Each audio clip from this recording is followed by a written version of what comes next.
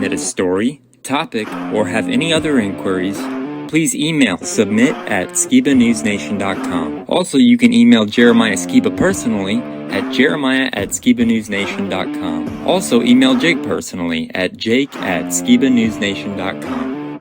If you want to write us a letter, send us something, help support us, or just say hi, please send your letter to Jeremiah Skiba, P.O. Box 560-271, The Colony, Texas 75056. If you write us a letter, I'll do my best to write you back. Hey, Skiba News Nation family, thank you for watching. Please like, share, subscribe, and click that notification bell so you never miss an episode of Skiba News Nation. If you want to help support us, please consider becoming a Patreon, where you will get exclusive content, shoutouts, and much more. And you can also support our channel by getting yourself some new Skiba News Nation merch. Thank you for coming on this journey with us as we continue to stay on the quest for truth. Huge shout out to all our Patreon supporters. Thank you so much for your support. We couldn't do this show without you. If you want to help support us, go to patreon.com/Skiba News Nation. Also, you can listen to Skiba News Nation podcast on your favorite podcast platform.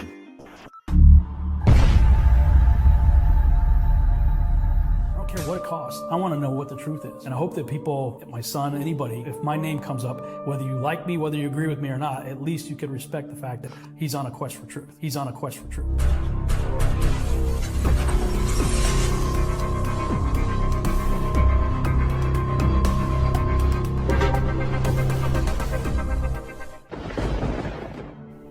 Welcome to Skiba News Nation, bringing you unfiltered views, news, interviews, discussions, and more.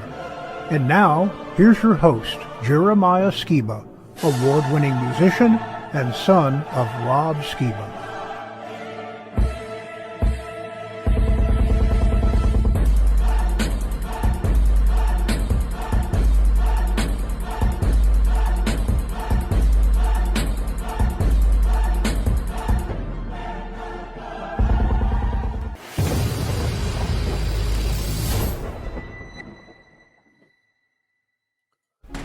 Isn't it a place you can get to by a boat or a train?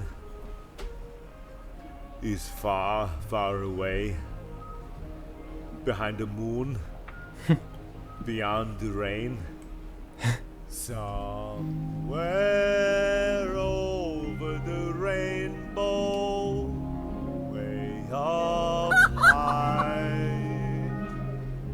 There's a land that I heard of once in a lullaby.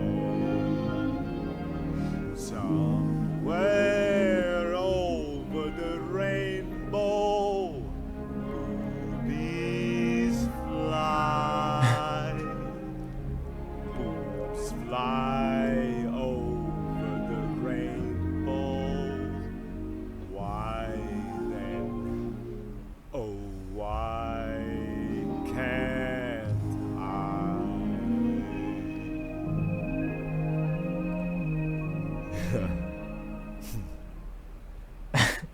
Hey Skiba News Nation family, welcome to episode 71 of Skiba News Nation. I wanted to start off with a little bit of laughter today. So, welcome to episode 71 of Skiba News Nation, your weekly source of the latest news, controversial topics, conspiracies, forgotten history, and so much more. I'm your host, Jeremiah Skiba, and today we're going to be talking about Dean Odle and Greg Locke, Flat Earth versus Globe debate.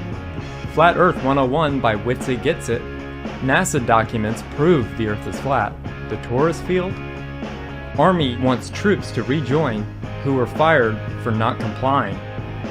Journalists publishing Jeffrey Epstein's Black Book and the new IRS Scheme. An all-new OPA'S Corner, and for history, we'll be talking about proof that recycling is a huge scam, and Eddy Bravo predicting what happened at the hospitals during the Plandemic. Memes and much more, so subscribe and stay tuned. As always, I'd like to introduce my great and insightful co-host, Mr. Jake Grant. Welcome, Jake. I have that video stuck in my mind now. I think it's horrifying, really. I don't think The Wizard of Oz would have been so popular if they had a gentleman singing that song with pigtails at the Anya beginning. over the rainbow. Oh, man. Crazy. But what was that? AI Yeah. generated Yeah, I thought it was so music and funny. facial swapping? Yeah. Voice and Wow. facial swapping. It's crazy what they can do now. Anyways, It I wanted really to give I wanted to give a big shout out to a company that made this shirt. They sent it to me. I'm trying to get it on camera. And check out his Etsy channel. His name is Micah, and his Etsy channel is Patriot Apparel 805 on Etsy. So if you want one of these cool flat Earth, kind of a knockoff of, kind of making fun of the North Face, go check him out. But anyways, That is I know you cool. got some great current news for me today, don't you? Yeah. We have a deep rabbit hole flat Earth episode for you guys this week because there's a big upcoming debate. I'll tell you all about it during our news segment. Okay, well before that, I found a flat Earth video for you that I wanted to share with you. So can we play that, Opa? You think you know what the stars really are, then you're about to be in for a big surprise. Now, the stars are not what you think and not what you have been told, and I am going to prove it. Now, first I want to show you guys how the Egyptians depicted the stars. They depicted the stars on the firmament. Now, the firmament has been mentioned many times in the Bible, and I want you to take note of this. And God made the firmament and divided the waters which were under the firmament from the waters which were above the firmament, and it was so. So once again, when we look at the Egyptian depiction, they're talking about the firmament and the stars on the firmament. Here's the Hebrew. As you can see, waters above the firmament, and here are the stars. All of our ancestors knew the real truth about this realm. Now watch this. Now this is what a real close-up of the stars looks like under the most powerful zoom camera in the world, Nikon P900. This is what the stars really look like right here. Now there is a big difference of what NASA is telling you the stars are versus what they really are. Now once again, this is a close-up of the stars. Remember when I said waters above the firmament? What does this look like to you guys? These are frequencies of light within the waters above. This is what cymatics or resonant frequencies look like when pitched into water. It is the exact same thing. Now NASA is purposely hiding God's true creation because they do not want you to know how powerful you are. They want you to be asleep and they want you to be a slave. And the real truth is found within. So they want us to be a slave. That blew my mind the other day when I saw that, and I wanted to play it on the show because it literally blew my mind. I was like, whoa. So Wow. Yeah, that's pretty profound, man, whenever you see that. And, you know, it's one of the reasons I wanted to share several videos today. I know there's people who watch our show that have never tapped into the topic, have never seen some of your dad's research, but I wanted to put some videos together for everyone to see that there really is a topic worth investigating when it comes to flat Earth. Whenever you see stuff like that, it really makes you question.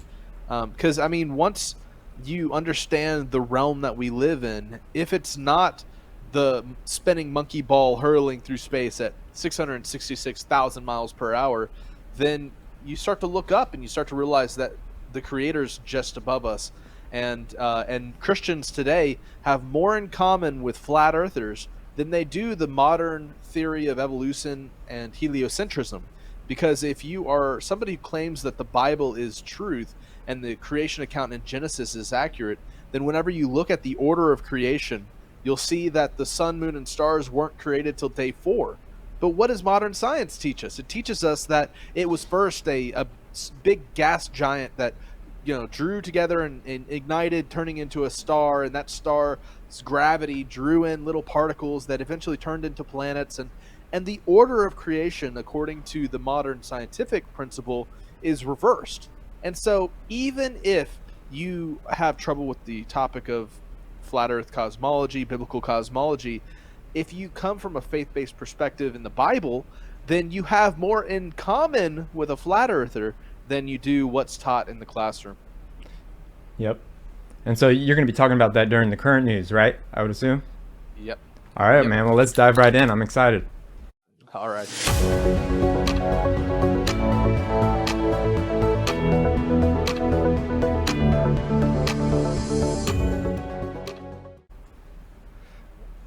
All right. So before we get into the FE topic, I wanted to share some of these important points with you guys. You know, today, truth is the new hate speech. And the war of what is considered truth is going on before our eyes. And those who seek to control the narrative are now using the tools of artificial intelligence to kind of tailor what we're able to access and see on the internet and what information we can determine for ourselves is true or not. They're deciding we no longer are smart enough or whatever to be able to sift through the bulk of information and come up with our own perspective. We must accept the official narrative, whether it's in the medical system, whether it's in the space race system, anything with a guy in a white lab coat or false flag events or whatever. This is why it's so important to think for yourself. But what is the bastion of truth? What is the cornerstone of truth? I would argue that it's the word of the Almighty, the scriptures. And here's an interesting paragraph from the Screwtape Letters written by C.S. Lewis. And it's a demon communicating with his hierarchy there.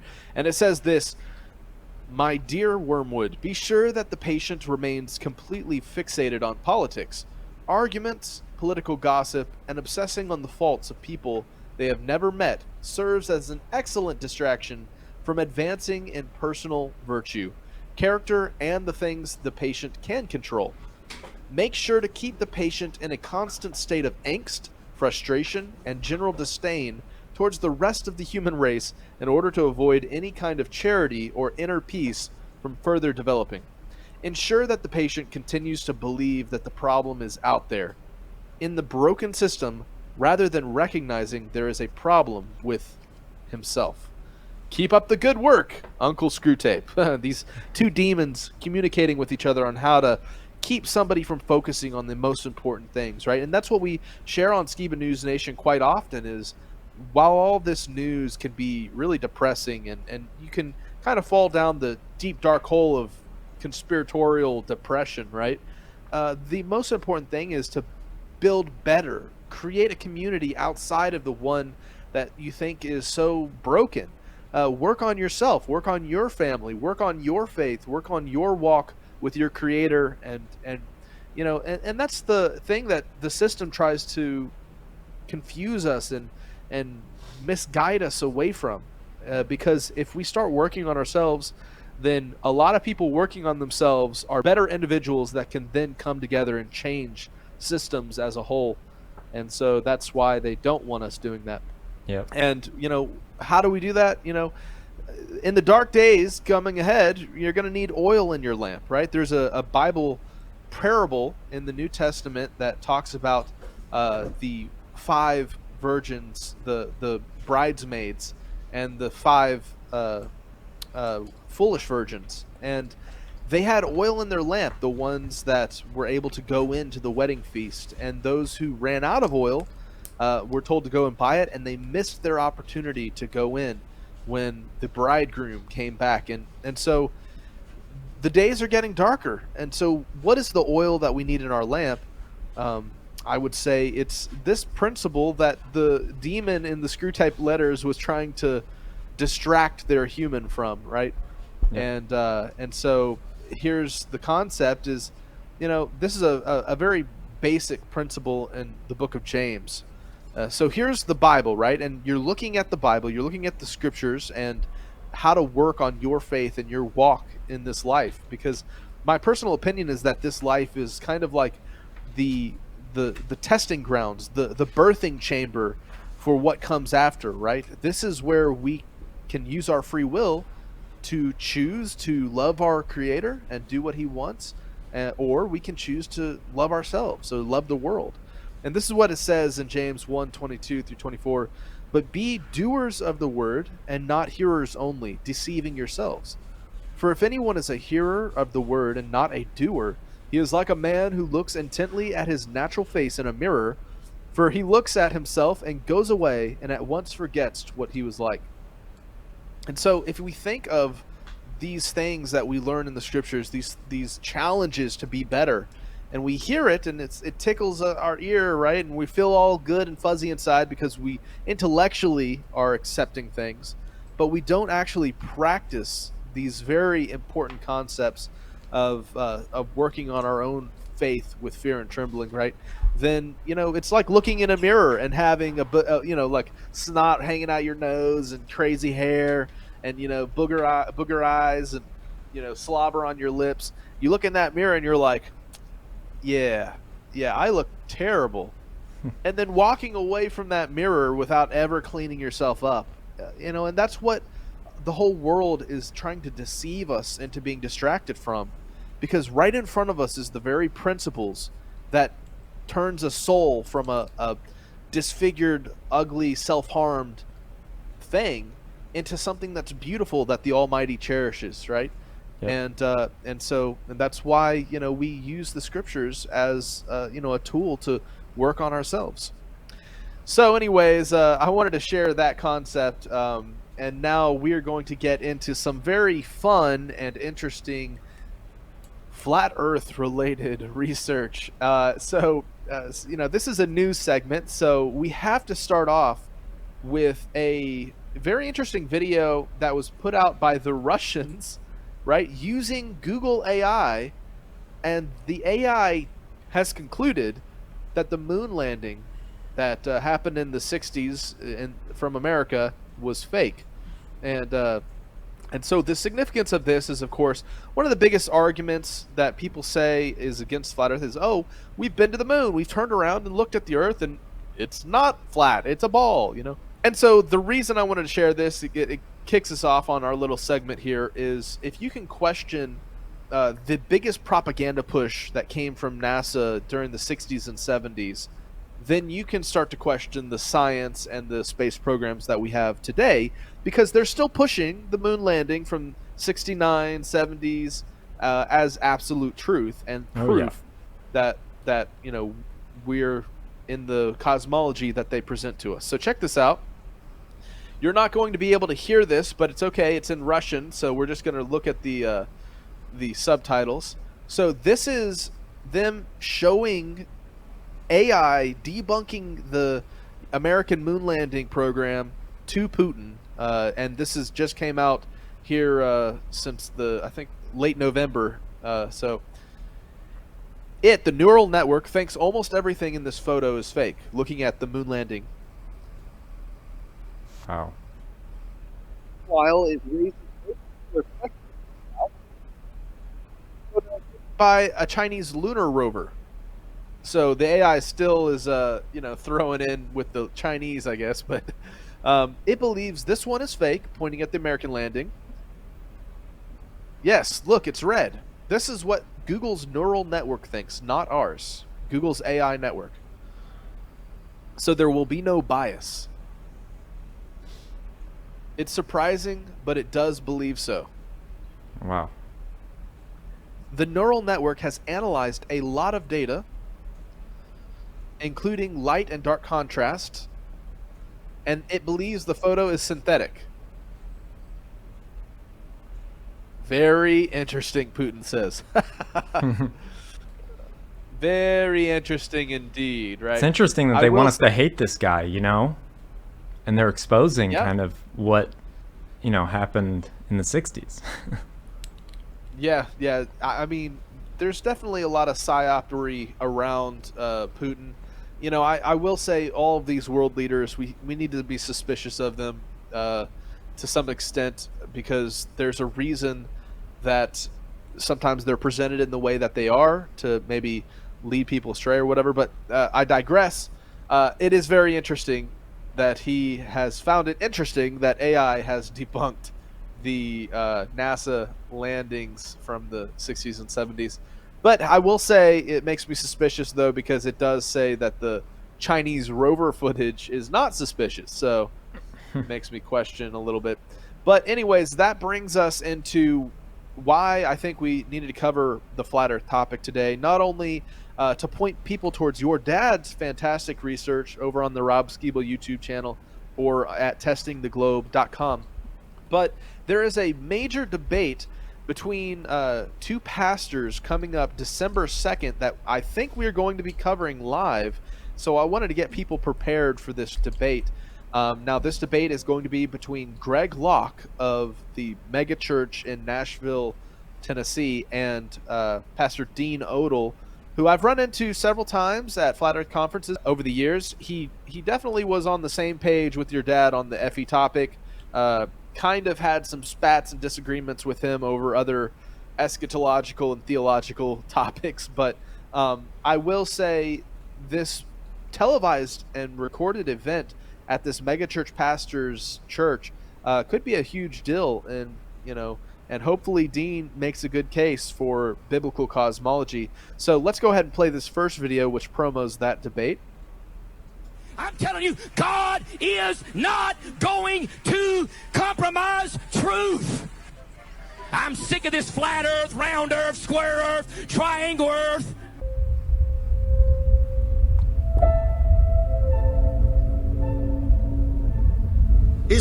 Do we take Genesis 1 literally or not? This is the ridiculous level we have come to.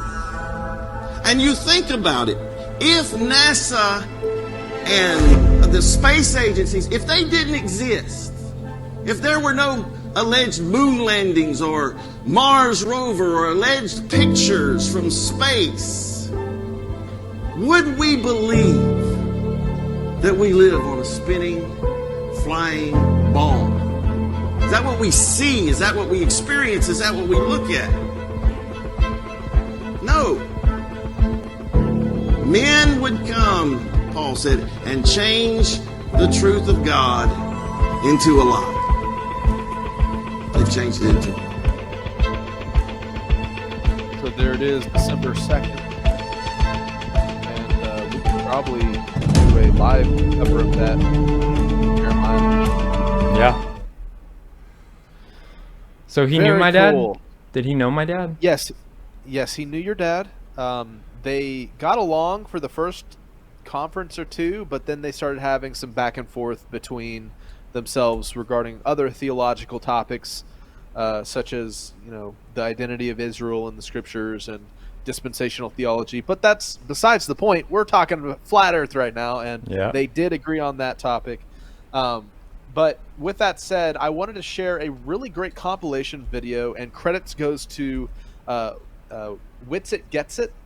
And he put this video together. It's Witsitgetsit flat Earth kind of comprehensive questioning video to prepare our viewers for that live debate, because while they will be covering the biblical premise of it and debating that back and forth, I don't know if they're going to get into the science. So I wanted to cover some of the questions that have been presented over the past few years from the scientific perspective regarding the cosmology that we live in and the realm that we live in.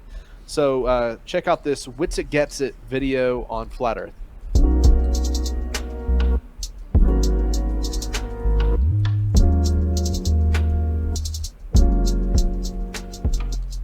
Claim number 2 is that the Earth is a sphere with a radius value of 3,959 miles. Supposedly, the Earth is 25,000 miles in circumference, 24,901 to be specific. And the distance from the center of this sphere to the edge is roughly 4,000 miles. It's a very specific size sphere that's supposedly tilted, wobbling, and spinning, flying through space. We can test that claim. Just like we tested the claim of the Earth is moving, we can test the claim of the shape. The globe Earth model makes very specific dimension claims. If these dimensions are falsified, the entire model is falsified. So there's a depiction to show you, of course, what a radius is. Everything uses this R value, this radius value. Gravity, day and night cycle, the distance to the sun and the moon, supposedly how they go to space. They need a radius of orbit. You need a distance from the center to the surface of the Earth and the distance from the surface up to where they supposedly are in orbit to get your radius of orbit. If this value is not true, the entire model is immediately falsified, even distances to places on the Earth, etc. Everything about it. It boils down to this number. If you're actually seeking the truth, you would immediately go and examine this number. The horizon is merely an apparent location. The horizon is defined as where the sky appears to meet the ground. Sky ramps down to the eye level, converging into the horizontal vanishing line, or the horizon, and that's of course where you get the word horizontal from. And then the ground's ramping up to eye level, converging into the horizontal vanishing line. And that vanishing line changes based on atmospheric conditions. So sometimes it's closer, sometimes it's further away, because there's more turbulence in the atmosphere, there's more density, there's different temperatures, there's different humidity, there's different obstruction. If the Earth is a sphere with a radius value of 3959, then that horizon is where that arrow meets the surface there. It's going to give you a physical horizon that's curving in all directions always. the horizon moves around. So we don't see an actual physical place or anything. We see an apparent place. The globe would claim, oh, there's an actual physical curve there that's causing the horizon, but since there's an atmosphere, it constantly moves around. You can never see the actual position. And just like you stand at the end of a long hallway or you look down a long street with street lights, you'll see that things above you look like they're converging down, things below you look like they're converging up, and they look like they converge into each other in the middle vanishing point. The horizon line is not physical. If you see the optical diffraction limit, and this is a mirroring zone here, you see where it looks like the boat is up floating in the air, but no, actually it's just the horizon is just optical, and it makes it look like the boat is actually mirrored here. And you can tell that we have a diffraction limit. We have a limit to how far we can see relative to optical angles and atmospheric conditions. If the Earth is a sphere, this is still true. So we have the definitions of plane surveying here. Below are 5 definitions from various civil engineering forums or textbooks and from Wikipedia, which specify that the Earth's alleged curvature is ignored for surveying projects to 260 square kilometers or approximately 100 square miles, or more specifically to assume the Earth is a flat plane. So if professional civil engineers and surveyors are trained to ignore over 20 meters or 66.6 feet of curvature at 100 square miles, at what point are they trained to factor the Earth's alleged curvature? No, an engineer. Plane surveying is a survey in which the Earth's surface is assumed to be a plane. The curvature of the Earth is ignored. And this is for all engineering, whether building bridges, building railways, building canals. We actually have to assume the Earth's a plane and completely neglect the notion of curvature to do engineering in the real world. We have something called specular reflections, and if you see like the mountains reflected on the body of water here, and we actually have observations from many dozens of miles away where you see really big mountains reflected off the water. If the surface is not flat, you cannot get a specular reflection. If you see here, there's just a little bit of disturbance in the water and you see that the image is being messed up. Now if this water was actually bending convexly, you wouldn't be able to get a specular reflection. In order to get a specular reflection, the water has to be flat, and this is because if not, you'll have a diffused reflection. It'll scatter. You won't be able to get the actual specular reflection coming from the water, so from whatever the object is to the water to you. Now light doesn't actually travel, but we perceive it as if it does, and we're not going to digress. The reflection requires a flat surface to then give you a specular reflection. If it is sloping, bending convexly, or if it's concave, you're going to get major distortion. You cannot get an accurate specular reflection. We have long distance specular reflections on the Earth, all over the Earth, and that shows you that the Earth is a plane, that water is flat. If you go to like a circus and you have like the clown mirrors or whatever they're called, the reason they make you look so distorted is because they're curved, and since they're either curved convex or concave, it makes you look crazy. It gives you very distorted proportions. And here is the horizon, which is supposedly Earth curve, and we see just a time lapse of it throughout the day. We see it moves drastically, goes up and down. Now the Earth is not breathing in and out, it's not doing yoga and stretching. Of course, this is just an optical effect because the conditions are changing, and so it's causing the horizon to move around, because that's just the vanishing point, the convergence point, and it's changing based on the different conditions. It's just an apparent effect. It isn't any physical hump blocking things in the distance. Another thing that we have that shows that the Earth is not a globe is long distance laser tests. People will say is, oh, it's actually refracting and bending around the globe, perfectly matching the globe. In reality, what we've done is we've actually gone to the side, we viewed from the outside and showed that it's completely horizontal. Over 30 miles, you can tell that it's parallel with the body of water, completely horizontal. That's impossible. It should be blocked by Earth curvature. They say, oh, it's bending around the Earth curvature. Then how come when we go look at the laser from the outside, we see that it's completely horizontal? They just literally claim that everything's an illusion. Now here's another problem with the globe Earth. If the Earth is a sphere, then it must be curving down and away from you in all directions. What that means is as you go higher, the Earth is going to be further and further away from you because it's going down and away from you, and you're now going up. Well, here's what actually happens when we go up in altitude on the Earth. You see where the starting line is, you see the horizon, and let's see what happens as we increase altitude. This reminds me of the refraction kit.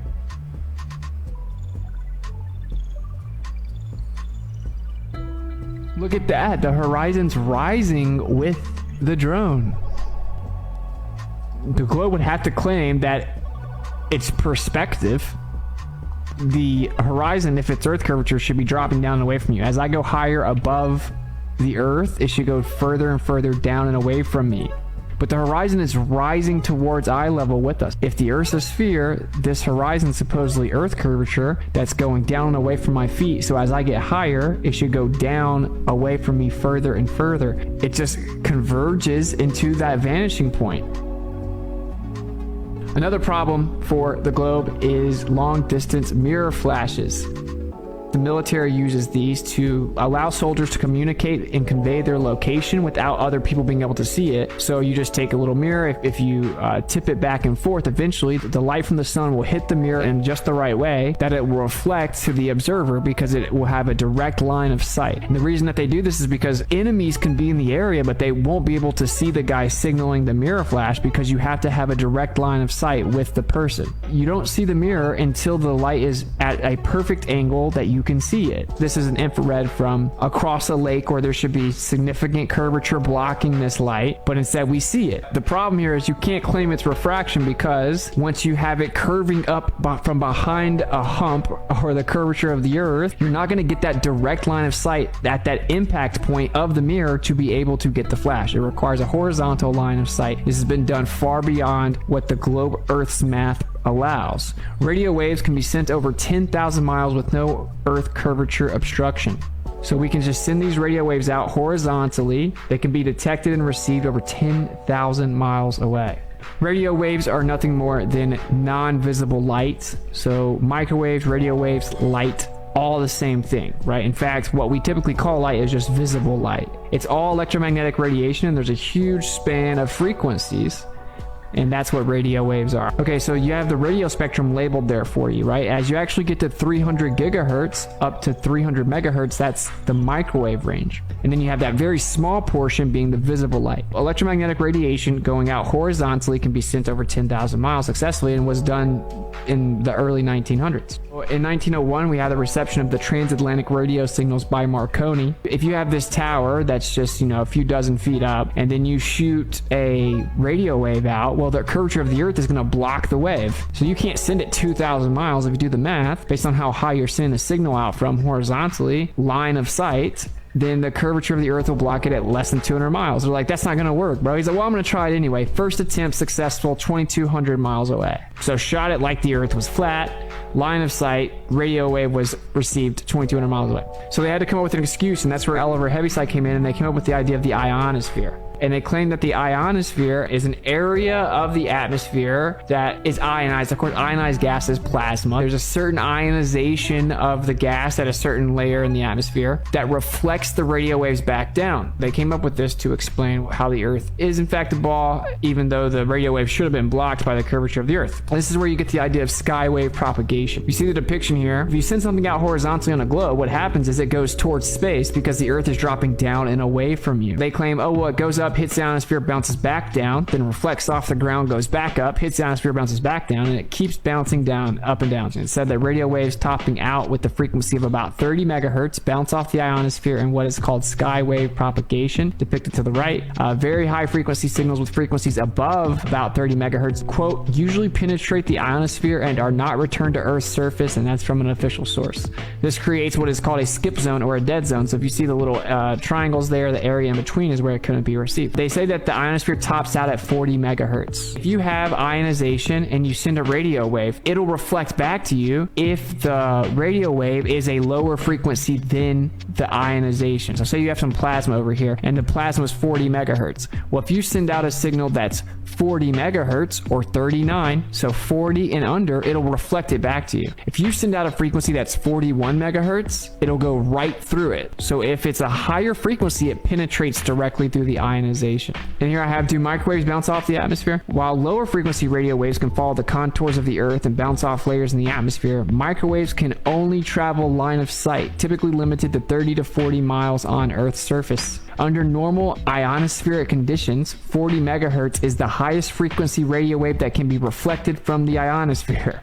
Well, here is the world record, a list of world record amateur radio transmissions. If you look all the way to the left, this is megahertz. It's the frequency. So we have all these above 106 megahertz. If you look a few columns over to the right, you're going to have the distance in miles right here. And so we have 1,000 miles, 1,500 miles. We have all the way up to 2,500 miles. There was a 106 megahertz frequency radio wave sent 2,500 miles. Now, these should be blocked at a couple hundred miles according to the globe Earth. Well, the problem here is, just like it says here, under normal ionospheric conditions, 40 megahertz is the highest frequency radio wave that can be reflected from the ionosphere. These are over 100 megahertz and happen all the time. This is not a rare occurrence. If the frequency is higher than 40 megahertz, it would penetrate directly through it, and in the globe paradigm, continue on to space. And here we have them, instead of going 200-300 miles maximum, we have them going 2,500 miles. That is direct physical refutation of the claim that the Earth is a sphere. You also have microwaves, and they have a significantly more narrow beam. There's such a higher frequency, they don't span out as much, and thus they have much smaller span of diffraction. We have microwaves depicted as orange and radio waves depicted as the gray one. You'll see you have the microwaves shooting out, and then also the radio waves. This hill here is basically going to represent the curve of the Earth. If we send these radio waves out to the hill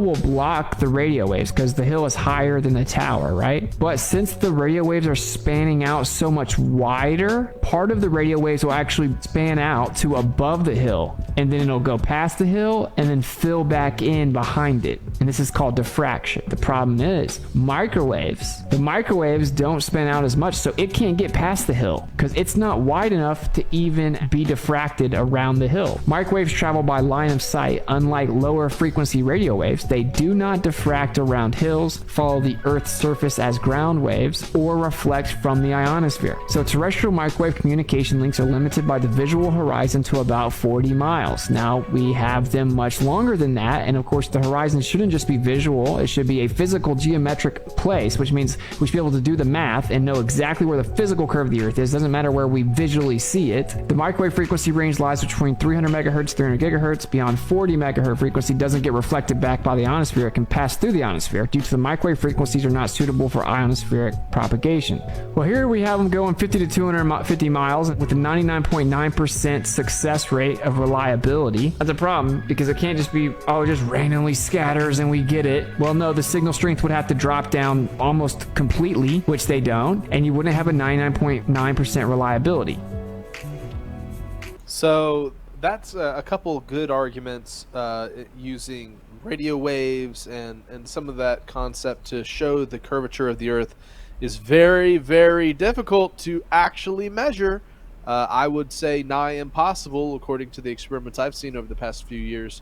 But it gets your mind thinking, and of course if you're still stuck on NASA and the moon landings, Rob's done some amazing research, really in a humorous and fun way, breaking down the questions regarding government and space programs, so please go and check that out on his channel. But here's another video about NASA documents and how the SR-71 Blackbird actually shows proof that the Earth is flat, and this is recorded in NASA documents. Check this out. This plane, in and of itself, the SR-71, proves that we're not on an oblate spheroid that spins.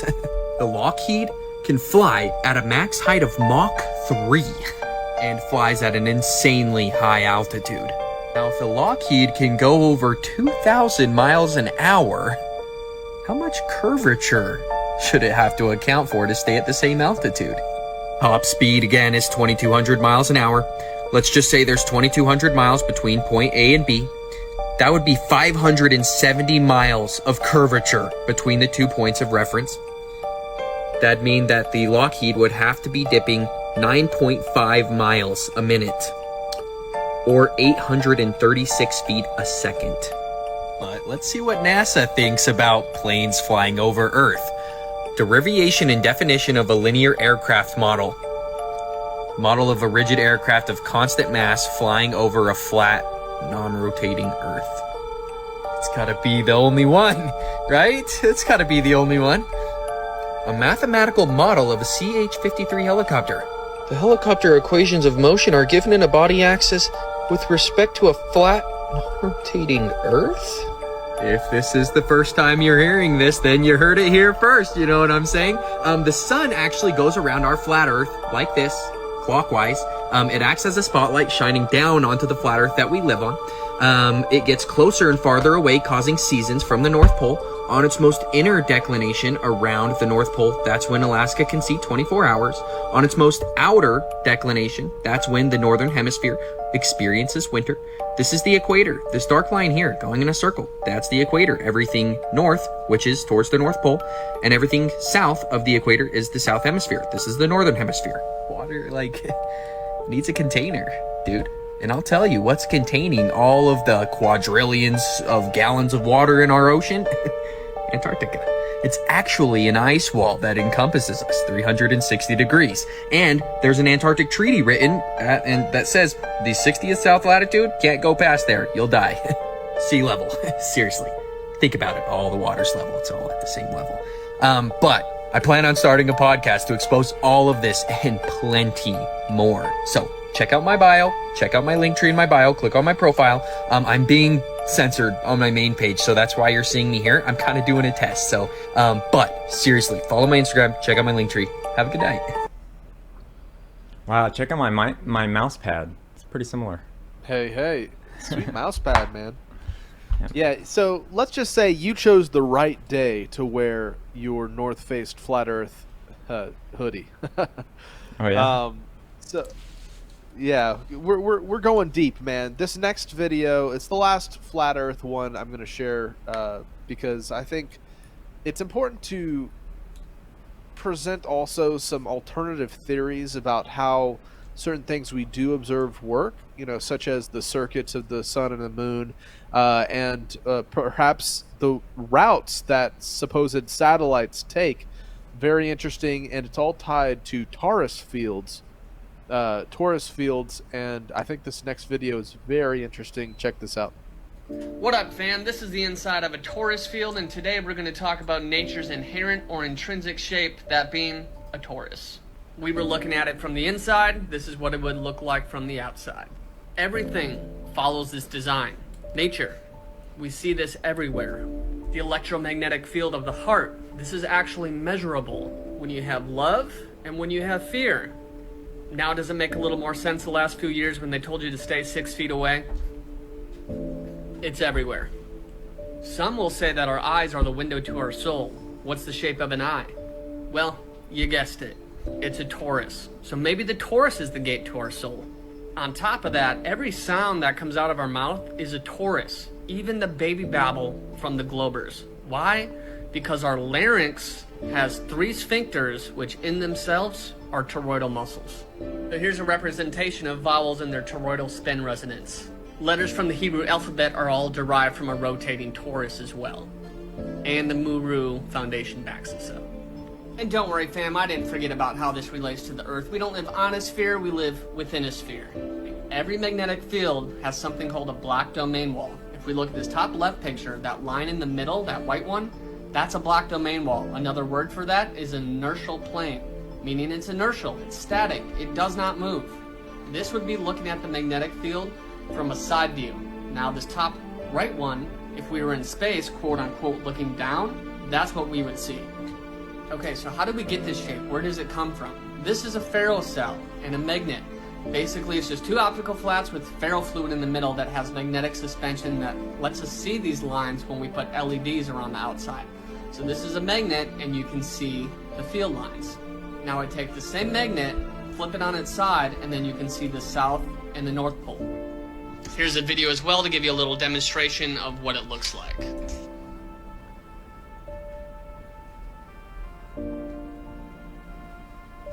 So now that we know what a magnetic field looks like, let's dig a little deeper.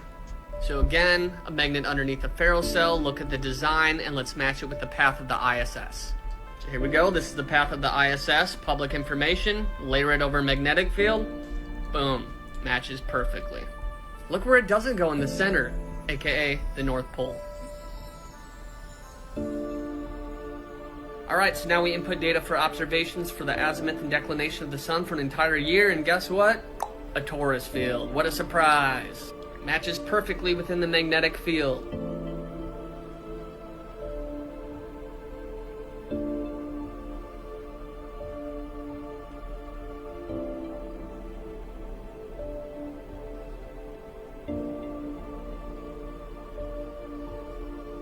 Now if we animate all sun positions over a year, it's like a wave pushing and pulling through the field. This is not a coincidence. So here, magnetic field lines again underneath the ferrule cell, and over here we have the apparent pattern of a solar eclipse. Looks exactly the same. What a surprise. The path of the moon over a flat Earth works perfectly within that Torus field again. Alright, so here's the so-called planets, which are just wandering stars, and the paths that they make over a flat Earth. Makes perfect sense because it matches the magnetic field, once again, when allegedly we're flying within all of this. The beautiful patterns that the wandering stars make over our Earth. So here's a representation of the so-called planets, aka wandering stars, just doing sacred geometry. So here we have the sun position data projected on a plane surface from one longitude, versus long exposure of the sun for a year using a pinhole camera, matches perfectly. And again, fits right within the Torus field. What happens when we take magnetic flux data and put it on a plane surface? It matches perfectly, and you have a vortex just like it shows here. So if you guys enjoyed what you watched, I would be sincerely grateful if you would comment, like, post, share, get the word out there. Let's help each other out. Also, if you guys want to learn more about this, go download the Flat Earth Clock app. Referral code 46731. Let's do it! All right, so a cool theory. It's tied to an actually established community called the electromagnetic theory of the universe kind of perspective on cosmology and how it works. The fact that electromagnetism is a more provable phenomenon than the definition of gravity we're given by guys like Neil deGrasse Tyson, who says we're 90% stupid on what gravity is because you have to have all this dark matter and dark energy to explain the physical phenomena we can observe. And so that's a really interesting video there that I thought kind of gave a little bit of an explanation if we live in a realm that is not the heliocentric model that we've all been taught. Because there's kind of two different elements to the flat Earth topic. It's the biblical perspective, you know, using the ancient scriptures to verify that the ancients believed this, that Holy Spirit inspired authors believed this, and that the Almighty created a realm that is very different than we're taught in a classroom. That's the kind of the scripture-based perspective. And then you have the scientific-based perspective, which more than not is kind of supported by the conspiracy of breaking down how everything we've been presented to in modern space race faring propaganda has been used to indoctrinate us. And it's more of a theory and a conspiracy of what the Earth is not, more than presenting what it is, which is, hey, we know that it's not curved because we can't measure curvature. We know that there's tests that prove that the 8 inches per mile squared that we've all been taught, it can't be witnessed. It can't be measured. And science is supposed to be measurable, repeatable, testable, right? And so that causes people to have to lean on photographs and images from space programs to be able to be like, oh, look, it's crazy to think that the Earth is flat or the Earth isn't a spinning ball going through space, because look, here's a picture from NASA. And then when you debunk NASA and you prove them to be liars and other space programs and governments to be liars, then you start to ask yourself the question, if I've been lied to once, why would I buy what they're pushing in the future? I mean, and then it all kind of wraps together to then equal up to, oh, perhaps we live in a realm that is not a spinning heliocentric ball. And so that all those videos, I think, were great prep work to get our audience's minds thinking in preparation for the debate, which of course will be on that first level, more based on the scriptural authority and perspective of the ancients who wrote down kind of the narrative of creation. And so with that said, we can go ahead and move on to our next topic here. And this next video is a very interesting one. We're gonna have to censor this, unfortunately. We were striked last week for sharing medical misinformation, and so this one will have to censor. But just by covering the topic, they're going to strike, and it's news. It doesn't make sense to me at all, but It shows who controls you by who you can't criticize, in my opinion. And who can't you criticize? The WHO, right? And so let's go ahead and play this video. Apparently, the Army is just issuing a stunning reversal on soldiers who were discharged over refusing the medical experiment a year or two back. So check this out. In the meantime, the U.S. Army facing repercussions of its COVID-era policy. It says its cuts over mandates have weakened the size of its force and are now calling on them to come on back to service. Mike Emanuel's got that story live in Washington for us. Mike. Bill, good morning. The Army kicked out more than 1,900 soldiers for refusing a COVID. At least 19 of them have now been welcomed back to active duty. A letter signed by Brigadier General Hope Rampey, Army Director of Personnel Management, says, quote, as a result of the rescission of all current COVID-19 requirements, former soldiers who were involuntarily separated for their refusal to receive the COVID-19 may request a correction of their military records. The Army is struggling when it comes to meeting its recruiting goals. Active duty has dropped from 485,000 in 2021 to about 452,000. Its goals for fiscal 2023, which ended at the end of September, was 65,000 new recruits. The Army came up 10,000 short, so Army leadership is outselling service.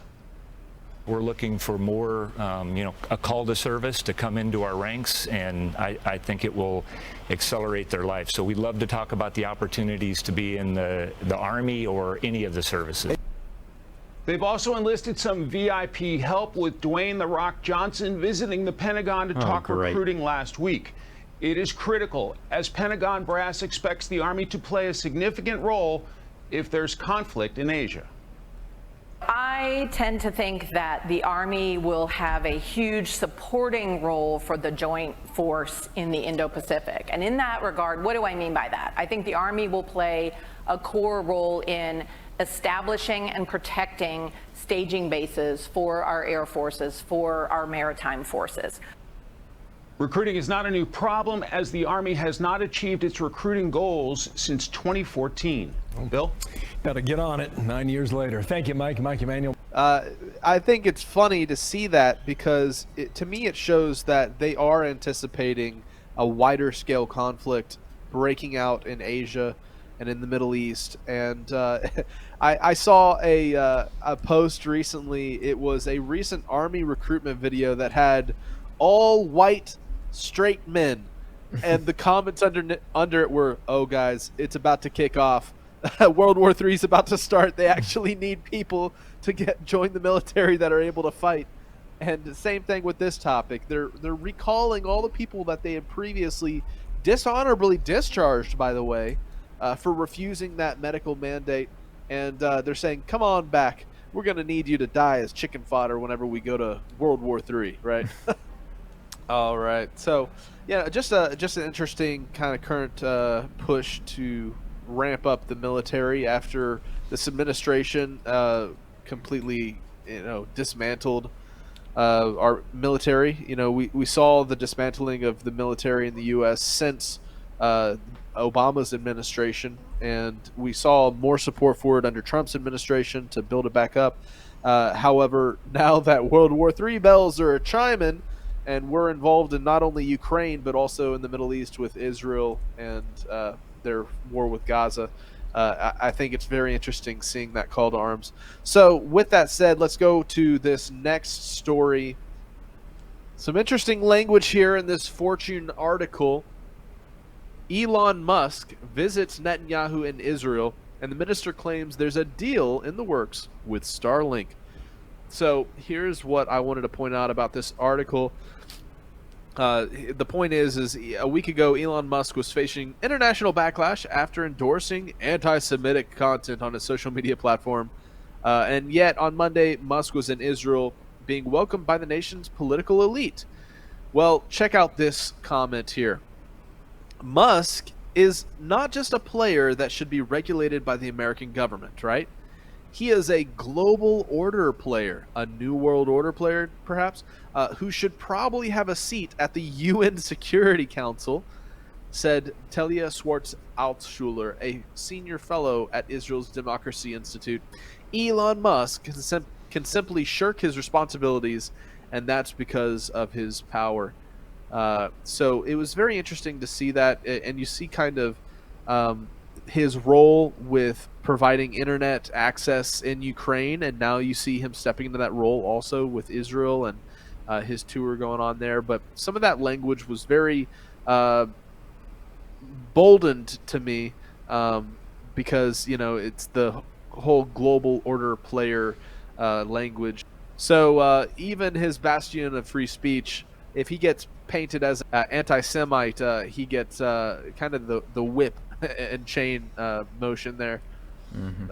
So I thought that was interesting. Starlink is an interesting topic, and that's why I also like that video showing how satellites operate and move in a toroidal fashion above us, and they never seem to cross over the North Pole. And they, so I thought that was really interesting. It was services that were used in Ukraine. So anyways, that was just a little interesting thing I wanted to bring out there. Here is a interesting post that was shared on November 19th, 2023. There was a training event at the Capitol building with military carrying what appeared to be bodies out on gurneys out of the Capitol building and into a tent. They would take those bodies out of the tent and appear to be naked dummies and loaded onto a trailer, carried to another tent. From there, they would be loaded onto an ambulance and would drive away with no siren. On the side of the building looks a bunch of federal agents. The military that seemed to be walking into the Capitol appeared to be wearing mop gear and gas masks. As we all know, most of the time that there's a training event, we seem to get a false flag event shortly after. What if we were witnessing a staged event that they could film and go back and edit and add CGI to make this look real? For a later date, to make it look like the Capitol building was attacked.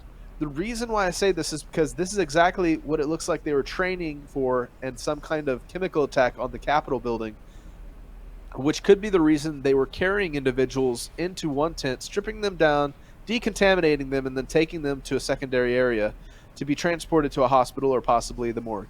And I would suspect that this attack would be blamed on a certain group. This would make the individuals that work at the Capitol building look like victims in order to gain support and paint a certain narrative. I'm going to share the link to Nancy Drew's video she took. All right, so I don't buy the whole conspiracy regarding this letter. I think there is a disinformation kind of campaign. But I will say the points made in this post are kind of interesting about how often false flag events and kind of news-shattering attacks and stuff often have preceding them. They seem to have these training practices. So here's some of the pictures from the events that were being carried out there at the Capitol building. So I thought that was interesting, the training. Here is a really interesting article. We covered AI briefly earlier, and it is interesting to me, some of the things talked about here. I wanted to point it out to people to go and check this article out. It's a little bit long for me to read, but Google 5 days of chaos at OpenAI and the powerful AI discovery that could threaten humanity. And the reason I thought this was interesting was in relation to kind of that article I read about Elon Musk, how some language about him was pointing him out as a new global order player or whatever. Well, check this out. And if you go to Sam Altman's Twitter account, right, this is the figure who helped get ChatGPT up and off the ground, you find a multitude of seemingly cheerful photos showing various world leaders of the New World Order, New World Disorder, engaging in friendly conversations with them. For a moment, one might think that the G20 summit has started early, that OpenAI is the host. So I thought that was really interesting, and kind of the language behind how AI is becoming a global phenomenon, and all these different figures are starting to tap into this technology, and it becomes one of those aspects that draws together this kind of New World Order's kind of ability to control and influence their populace. And when you see them working together with the guy that propped up OpenAI, it's the great unifier, right? So while all of these separate countries might be using it for their separate agendas, if they're all going back to Big Papa AI, then you can see kind of an overarching control mechanism being put into place. I'll finish off by reading this. The high-profile failure of OpenAI's governance structure is likely to amplify calls for stronger public oversight. But that is what the elite want to control the rise of AI, aka Cyber Satan. So just an ongoing story with AI there, and how it's starting to, reach kind of global governance level in terms of the use of the tool. Here's one that struck me as significant. We had 64 U.S. banks file to shut down in a single week. Are you affected? So this is as recent as November 27th. And we have big banks such as PNC Bank and JP Morgan Chase have closed several branches and offices in multiple states amid a troubling pattern of rising branch shutdowns in recent years. Now, this brings to mind the banks that recently filed bankruptcy in Silicon Valley, and how there is a consolidation of banks happening right now. And as they are eaten up by larger banks, the big five or whatever, it allows the implementation of central bank digital currencies to be progressed significantly. And so seeing mass closings like this at several different major bank chains is very significant, and so worth paying attention to, especially when it's all happening in a single week. All right, so here's an interesting article in relation to biblical news, and it's archaeologists find the earliest evidence of mass weapon production in the southern Levant. So archaeologists from Israel's Antiquities Authority have uncovered the earliest evidence of mass weapons production in the southern Levant. In a study published in the journal, researchers have found hundreds of identical sling stones in the southern Sharon Plain and in Zipri in Lower Galilee. Jeremiah, do you remember watching that sling video I shared a week or two back? I think so. Yeah, the guy, he like whipped a slingshot into the yeah. The Hebrew one. Yes, yeah. Yeah, those are cool. Sling and stone. Yeah, I mean, I think it was really interesting. And just the fact that they had discovered all of these sling stones, showing that these were used as weapons of war and they were being mass produced there in Israel, it's very interesting. The stones that were intended to be projected from a sling are smooth with a specific biconical aerodynamic form. Whoa. So here are the stones like that bullets. were used for warfare. Very interesting indeed. So that was a big archaeological find recently there in Israel, and so that brings us to our next video here, and it's tied to a journalist who has published Jeffrey Epstein's Black Book, who's revealing some disturbing details. This is just a preview, but worth checking out. I've had the story for 3 years. I've had this interview with Virginia Roberts. We would not put it on the air. First of all, I was told, who's Jeffrey Epstein? No one knows who that is. This is a stupid story. Then the palace found out that we had her whole allegations about Prince Andrew and threatened us a million different ways. We were so afraid we wouldn't be able to interview Kate and Will that also quashed the story. And then Alan Dershowitz was also implicated in it because of the planes. She told me everything. She had pictures. She had everything. She was in hiding for 12 years. We convinced her to come out. We convinced her to talk to us. It was unbelievable what we had. Clinton, we had everything. I tried for 3 years to get it on, to no avail.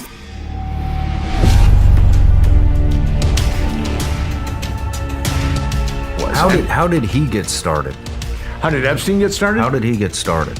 Where did he come from? You'll never know, so you'll never be 100% sure of exactly what took place. The only thing I'm sure of is that he did not commit suicide.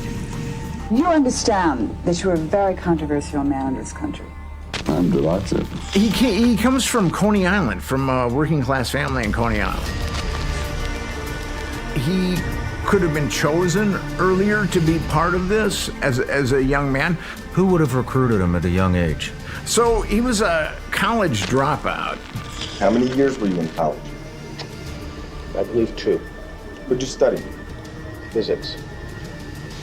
Well, isn't it true that you were a teacher at the Dalton School in New York after college? William Barr, the Attorney General under Donald Trump, who covered up Epstein, his dad was running Dalton shortly before Epstein got hired there. In the end, that the truth will out, and that eventually the true story, such as it is, will be, people will know more than what they currently do.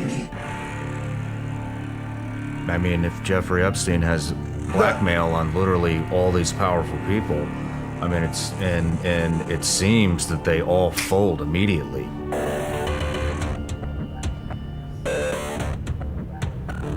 Woody Allen.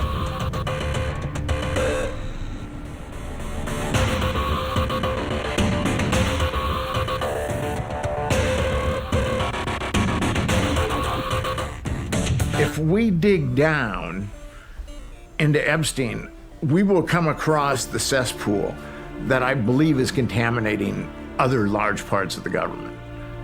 Was it like a kidnapping? Were these women kidnapped?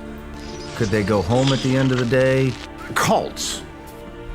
Cults keep people tethered. He was also into transhumanism. You think that these people are cloning themselves? It wouldn't surprise me. I mean, and I knew when Dolly got cloned, the sheep, there's got to be megalomaniac billionaires out there that are cloning themselves. There's just got to be. Correct me if I'm wrong, but aren't there reports of CIA directors staying at his New York townhome? I don't know, you tell me what you think. I'm proud of it.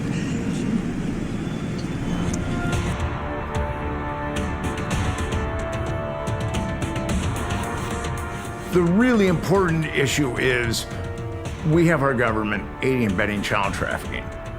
That is the issue that we need to take care of, not whether or not Jeffrey Epstein killed himself. Next month marks 2 years since the death of convicted sex offender Jeffrey Epstein inside a New York City jail.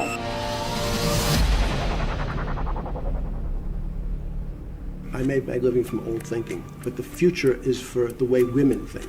No, I've always believed that women would be able to take over. I'm a firm believer and supporter of Time's Up. The greatest threat to people put in solitary confinement is they try to kill themselves. Imagine that. You're only in a room for 24 hours, you start to go crazy.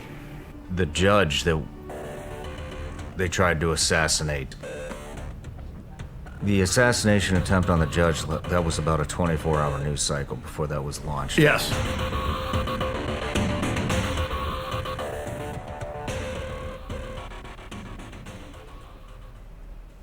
I'd love to get that judge on here. I think that should be very reluctant to talk.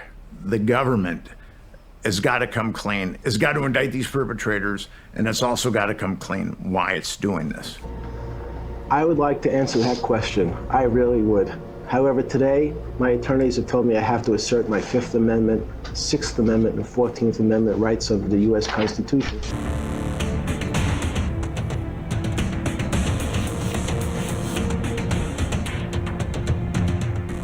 If they sued J.P. Morgan and not the individuals, how was J.P. Morgan as a company involved in the Jeffrey Epstein, sex trafficking ring, rather than just the key player?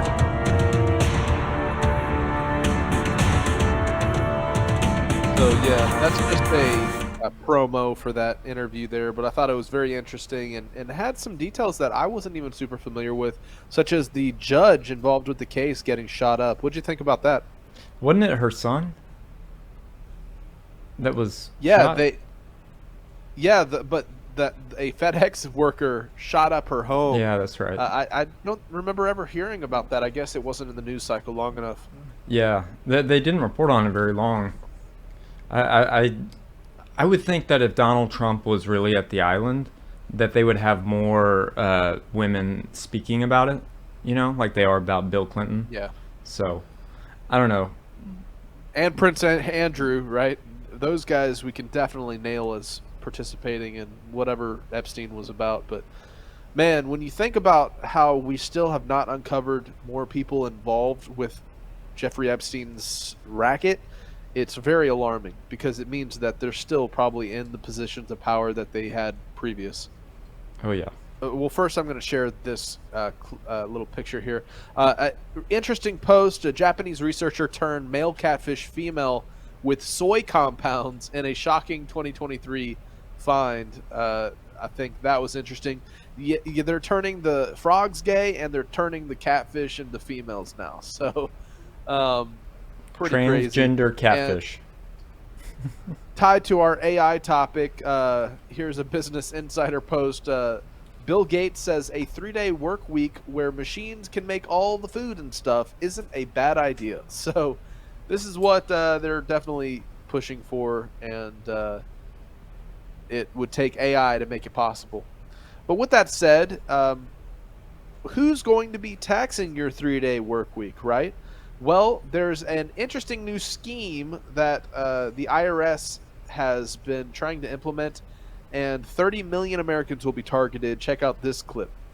Today is Black Friday, and because of that, you have millions of Americans across the whole country who are spending the day sitting in front of their computers, rubbing their hands like this, looking for those sweet, sweet deals. However, unbeknownst to them, there are thousands of IRS agents who are likewise sitting in front of their government-issue computers, also rubbing their hands together, thinking about all the new money they'll be able to shake down from the American taxpayer. That's because, starting this year, a new IRS rule goes into effect requiring that, quote, third-party payment networks like PayPal, Venmo, Amazon, and Square issue Form 1099-K when a user receives more than $600 in gross sales from goods and services transacted in a single year. Earlier, the threshold of gross sales was over $20,000, meaning that previously, if you sold a few things on Amazon or on eBay, it wouldn't really matter. It would be treated the same as if you were running a small garage sale to sell off a few items, and that would be it. Previously, you would have had to sell $20,000 worth of goods before getting a 1099 tax form. However, starting this year, if you happen to be an American who made a little side income by selling things online, or by doing some freelance work, or by shoveling your neighbor's snow, if you made more than $600, well, the IRS will now be putting you under the scope and forcing you to report that income as if it was an actual business venture.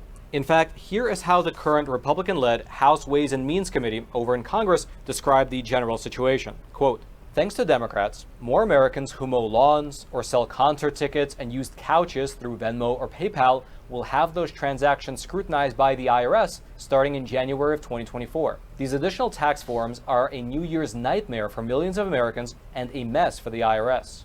Now, the reason that many people are not aware of this rule change is because it was by design implemented essentially under the radar.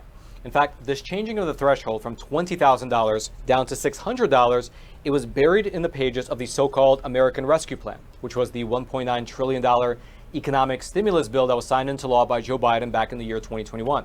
It was also 242 pages long. And while at the time, Joe Biden promised that his new tax regime would not target anyone making over $400,000, it appears that in reality, working class Americans will be the ones to feel the brunt of this new change. Quote, the policy to reduce the gross sales threshold from $20,000 to just $600 was included in the American Rescue Plan Act of 2021. According to the Joint Committee on Taxation, over 90% of this new tax burden will fall on middle-class families and gig workers who will be caught in the crosshairs of the Democrats' tax scheme. Furthermore, besides the added burden on working Americans, the way that this new tax scheme is being rolled out is about to create massive confusion for millions of Americans. That's because, according to a new report from the U.S. Government Accountability Office, you can see that report up on your screen, this new tax, it will result in tens of millions of additional 1099 forms being mailed out to tens of millions of Americans who are unaware of this new change, many of whom don't even know how to calculate their profit loss situation in order to figure out their actual tax liability. And all the while, the IRS doesn't actually have the necessary staff in place to handle 30 million more 1099 forms being sent out to Americans. Here's in fact how the government watchdog report, here's how they describe the situation. Quote, as a result of this rule change, many taxpayers who never received Form 1099-Ks in the past will receive them this year. This could exacerbate confusion among some taxpayers, such as gig workers, who may not understand the taxability of their payments and taxes owed. For example, some of these taxpayers may not know how to calculate profit or loss and may therefore not understand the information reported on the form. This puts them at risk of inaccurately reporting their incomes to the IRS or not meeting their tax obligations. The IRS calculated that the new rule would result in 44 million Form 1099-Ks being filed in the year 2024, which is an increase of roughly 30 million. The tax agency does not have a plan to analyze this data to support its enforcement and outreach activities. The IRS lacks centralized leadership to make strategic decisions related to the use of information returns across the agency. Furthermore, in terms of how this will all actually work in practice, quote, people who engage in such side income activities have to provide personal information, including their social security number or their employer identification number, to the third-party app through which they conduct transactions, such as Venmo, Amazon, PayPal, etc. Once the transactions hit the $600 threshold limit, the third party will send a 1099-K to the individual. In case the person did not provide their personal information and the transaction hit the $600 limit, the third-party app will withhold 24% of the payments collected via the app. This amount will be sent to the IRS and will not be returned to the individual. However, the amount can be reported on the person's tax returns. And then, if you happen to be one of the millions of Americans who will now be receiving one of these new tax forms, what you should know is that you don't necessarily owe money on whatever is written on the 1099 form. Instead, quote, a 1099-K form is what's known as an information return form submitted by third parties like PayPal. Individual taxpayers can use these returns to complete their tax filings. The IRS uses these 1099-K forms to verify income and taxes reported by taxpayers. Meaning, in practical terms, that if you made $601 on Amazon this year, well, the 1099 form will inform the government of that fact and make it harder for you to not report it. And if all this makes you feel disheartened, it shouldn't, because you should always remember that every single dollar that you spend on taxes will help to defend the Donbass region over in Ukraine. Without you, the Donbass region might be in Russian hands forever. So just keep that in mind when you're filling out your tax forms this upcoming year. Yeah, don't worry. All the extra tax money that will be raking in from all your side hustles will be going to support Ukraine. No worries. Wow, man. Crazy. All right, well, that's all the news for this week, Jeremiah. I hope you guys enjoyed. All right. Thanks, Jake, for another great current news as always. And now let's take a quick look at the Rob Skiba Digital Legacy Pack.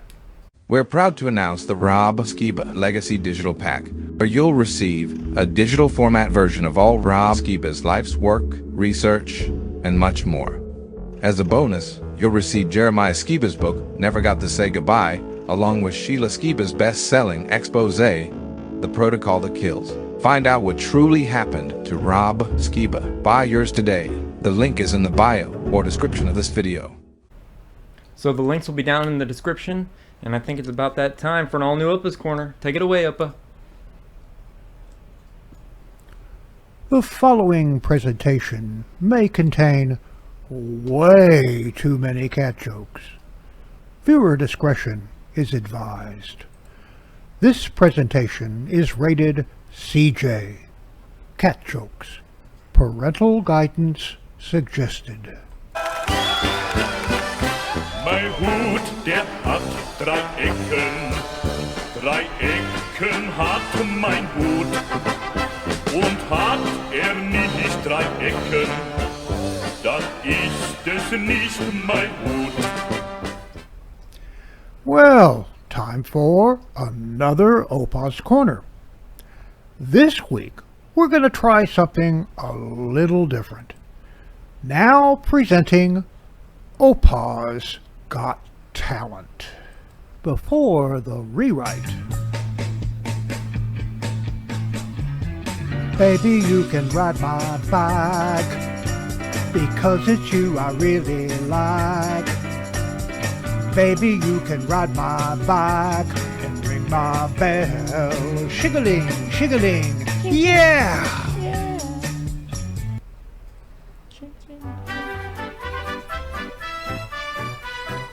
Just as long as you fit, then you might as well sit. It's a box world after all, it's a box world. Charlie would love that ride.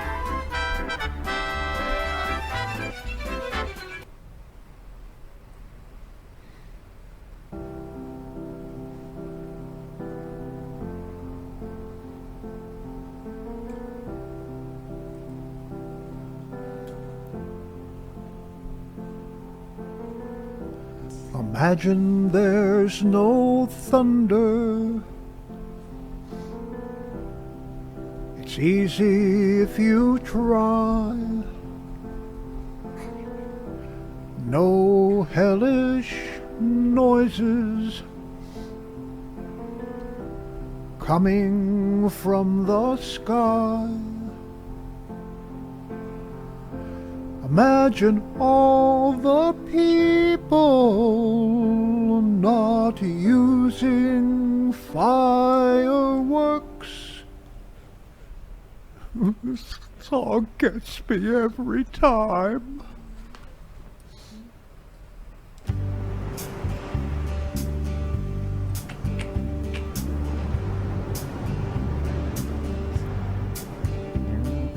Sitting on my human named Ed, watching the clock till I get fed. Sitting on my human named Ed, wasting time.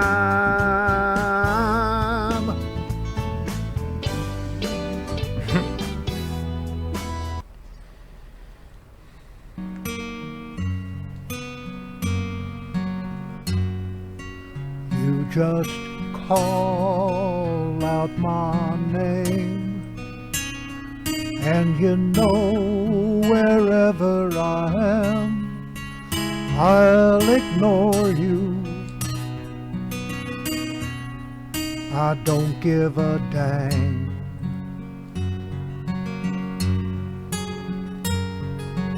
Winter, spring, summer, or fall, I won't respond to your call. I'll ignore you, yes I will. You got a cat. You've got a cat.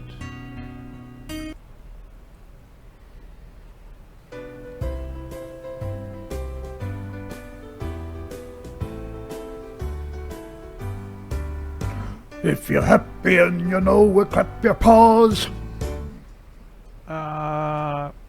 Fellas.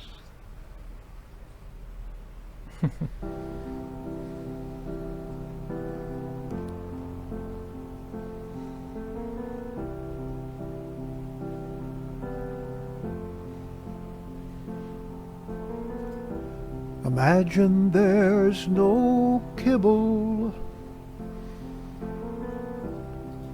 It's easy if you try. No disappointment because your food's not dry. Imagine all the people giving us wet food. This guy is a visionary. Johnny Katz. I looked down at that stupid ring of food. Got me down, down, down, puts me in a bad mood. And it hurts, hurts, hurts. The ring of food, the ring of food.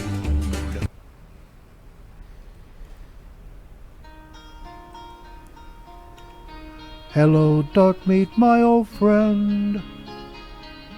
I've come to gawk at you again.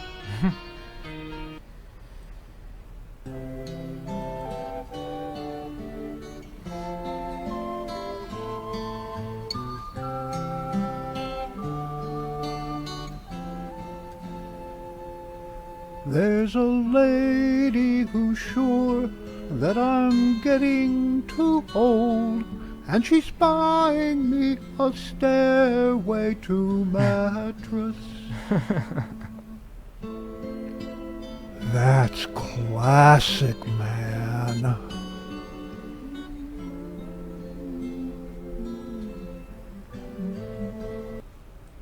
Hoping to lighten its image, the IRS now has taxpayers play musical chairs to determine who will be audited.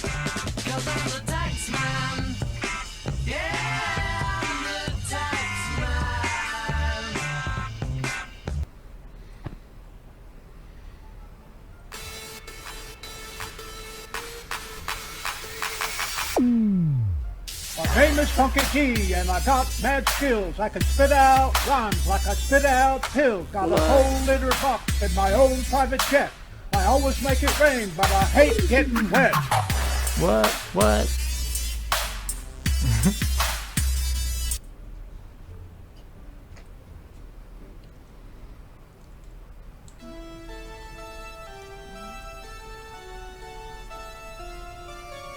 Picture yourself in a boat on a river with nice sardine trees and greeny treat grass. A human calls you, of course you don't answer. You're too busy licking your... Lay off the nip, Max. When I find myself in times of trouble, like when I scratch the brand new chair, I think these words of wisdom. I don't care. I don't care. I don't care. I don't care. I don't care. I think these words of wisdom. I don't care. I don't care. I don't care. I don't care, I don't care. I think these words of wisdom, I don't care.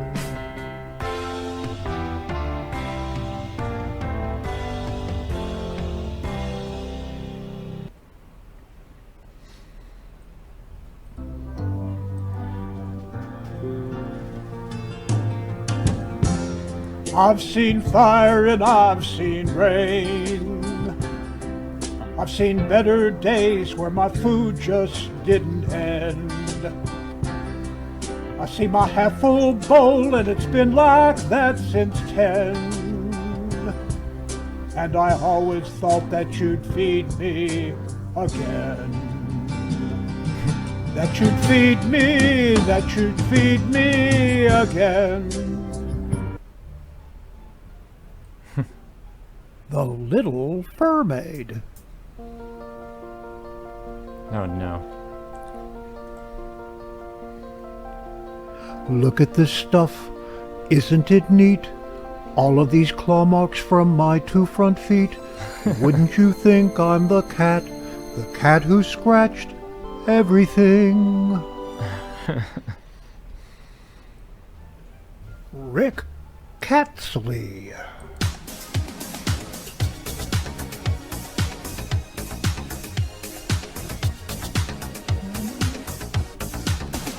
I was gonna wake you up, I was gonna knock stuff down, I was gonna run around at cats too.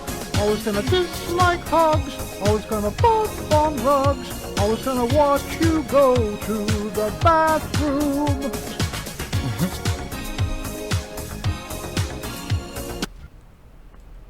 And now for the funnies.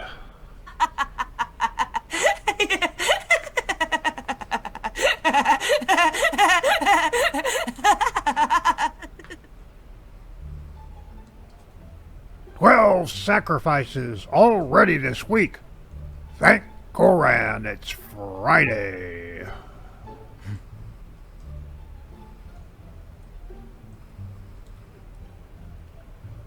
What is the pulverized grain and fermentation fungus calorified over a charged particle heat source. Toast.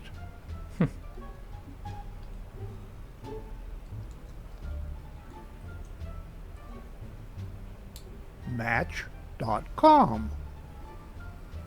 She's hot.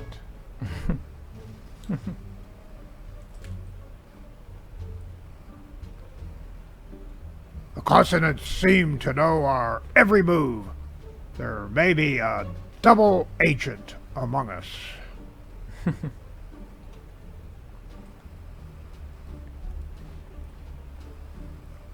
Have you tried dragging our receipts around the house for the kids to attack? It's why I shop here.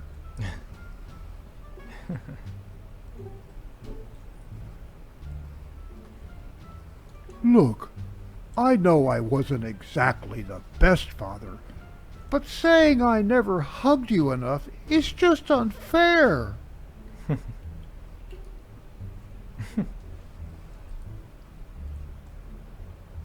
I sat there listening to them saying what they're thankful for, and nobody, not one person, mentioned me.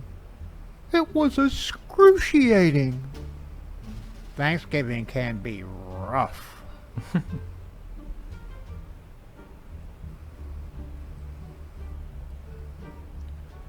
I will faithfully execute the office of president while being moody, lazy, unpredictable, and selfish. That's Joe Biden.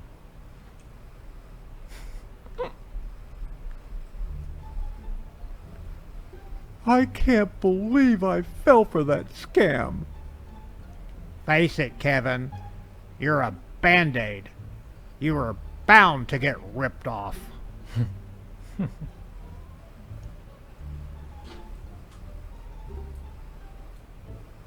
Yes, I see that, sir. But I still need 2 other forms of ID.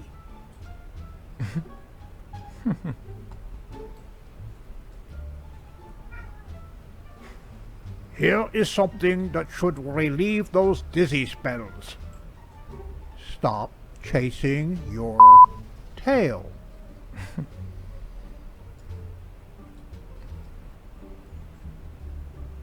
Why so grumpy? I'm reading the news.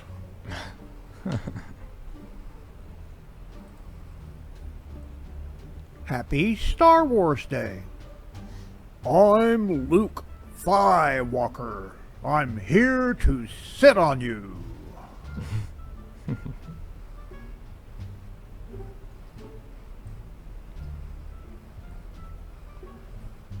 Do we have a flavor called cup of coffee?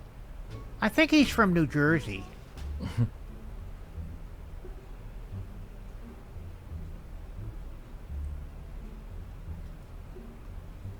Westminster Cat Show. That's accurate.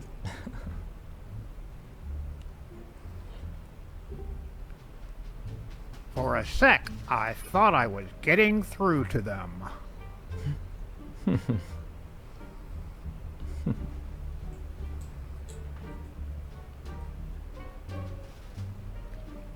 Mickey Mouse Club. That's dark.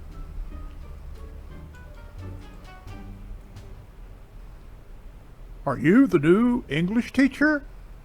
Yes, I are.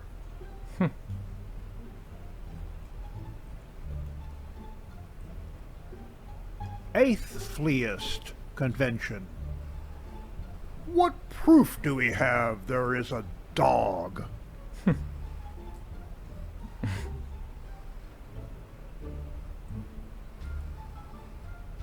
Great moments in evolution.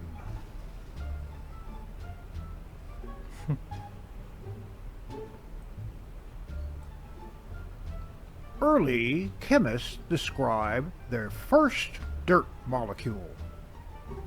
Periodic tables. Dirt. DE.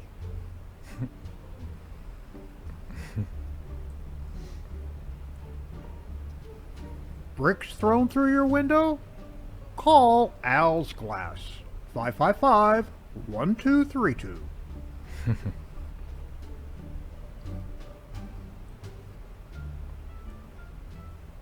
Cartoon teenagers. Hey, look. I didn't ask to be drawn.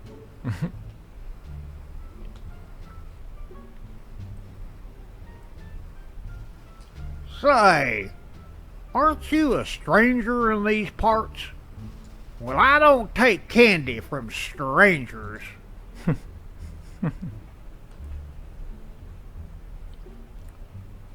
Spot hasn't been the same since he had that part in Star Trek.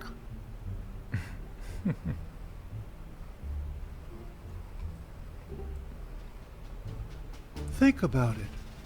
Right now, somewhere in the world, there are 2 other cats lying on a blue couch and enjoying some primo nip. You are blowing my mind, man.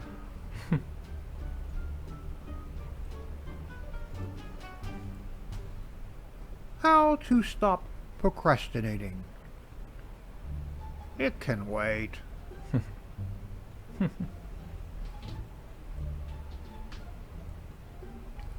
Dog Conspiracy Theory Club. Who's the good boy anyway? Has anyone actually seen him?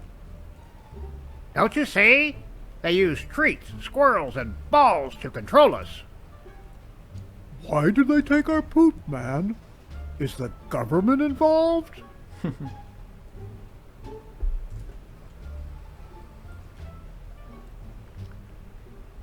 Did everyone pick up some yoga pants? Yoda pants. Hey, excuse me, Miss Librarian. Do you have any books on world domination or how to grow your own catnip? And that concludes another OPA'S Corner. Mein Hut, der hat 3 Ecken. 3 Ecken hat mein Hut. Und hat nicht 3 Ecken, dann ist es nicht mein Hut. OPA'S Corner is now available on my own YouTube channel. Like, share, and subscribe.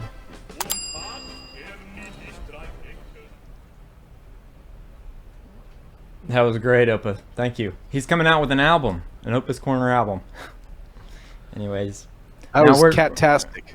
Cat-tastic. That's right. Now a word from our good friend and sponsor, JJ. Are you tired of living in constant pain? Do you feel like you've tried every CBD product on the market with no relief? Look no further than JJ's Natural CBD Rub. When I was diagnosed with degenerative disc disease, this was the only product that completely took my pain away. Working with JJ has been a dream come true, and his products have completely changed my life. Don't just take my word for it. Visit JJ's website, jjcbdrub.com, and read hundreds of testimonials from people whose lives have been changed by all of JJ's amazing products. And now, as a Skiba News Nation exclusive, you can get $50 off a 3-pack special of JJ's Natural CBD Rub by texting CBD to 920-382-7720. Don't suffer in silence any longer. Take control of your pain today with JJ's Natural CBD Rub. Again, text CBD to 920-382-7720 for an exclusive discount and start feeling the relief you deserve. The links are in the description below. Thank you, JJ. Well, it's time for some history.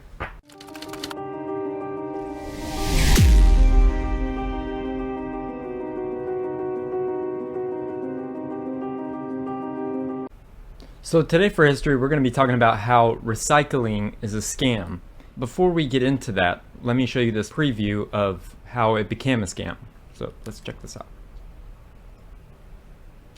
So you're a plastic company. You teamed up with oil companies to create a miracle product that can do pretty much anything. It's cheap, durable, easily accessible, and easy to mass produce. What more could you ask for? I know, I feel like I'm dreaming. And by the 1980s, you're in your prime. The only problem is plastics can't be destroyed. They just keep piling up and up and up. Now, this is actually not a problem for you. The more plastic that piles up means the more plastic you're selling. But the real problem is the general public.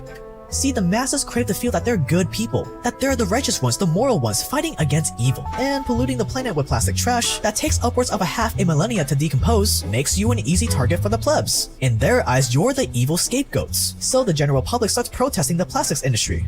Now, this is bad, because you know the success of anything, political movements, educational movements, businesses, entire industries, including the plastics industry, rely on the approval of the public.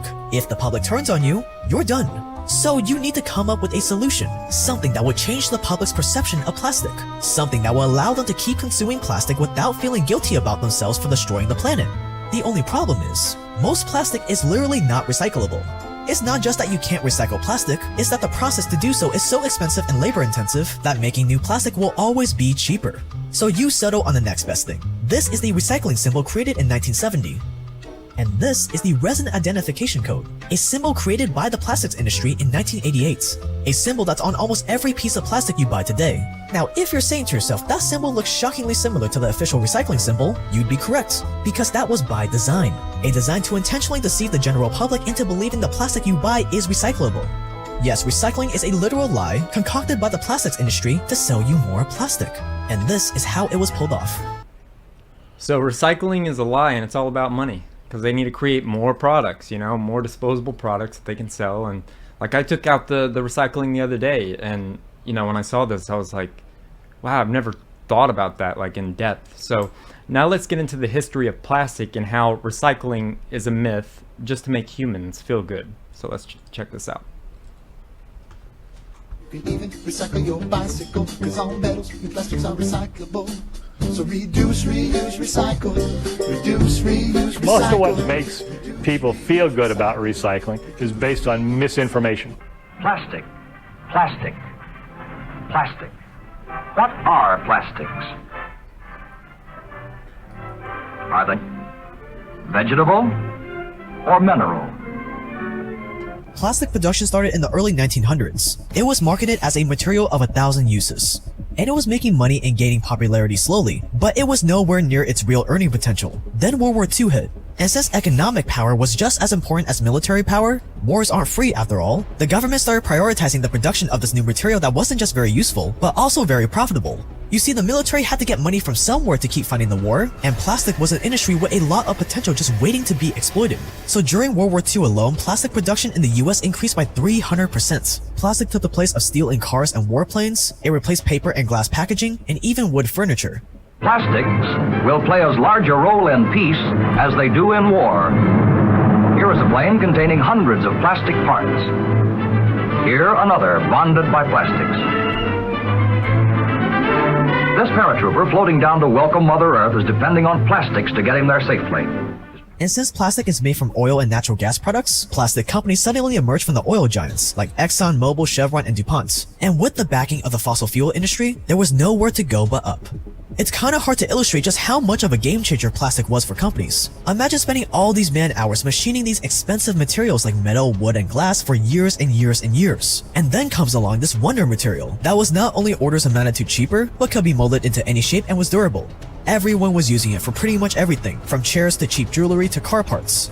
But because it was so durable and useful, these plebs started hanging onto their plastic products. They weren't throwing them away after one single use. This was a problem for you. If people reuse your plastic indefinitely, you can't make them a repeat buyer, which is where all the real money is at. So the plastic industry launched a massive campaign, millions of dollars worth of ads, encouraging people not to be such unsophisticated peasants. Reusing dirty plastic? Ew. Just throw it away after one use, what's the harm? It's so cheap to replace. And it started to work. But then came the hippies.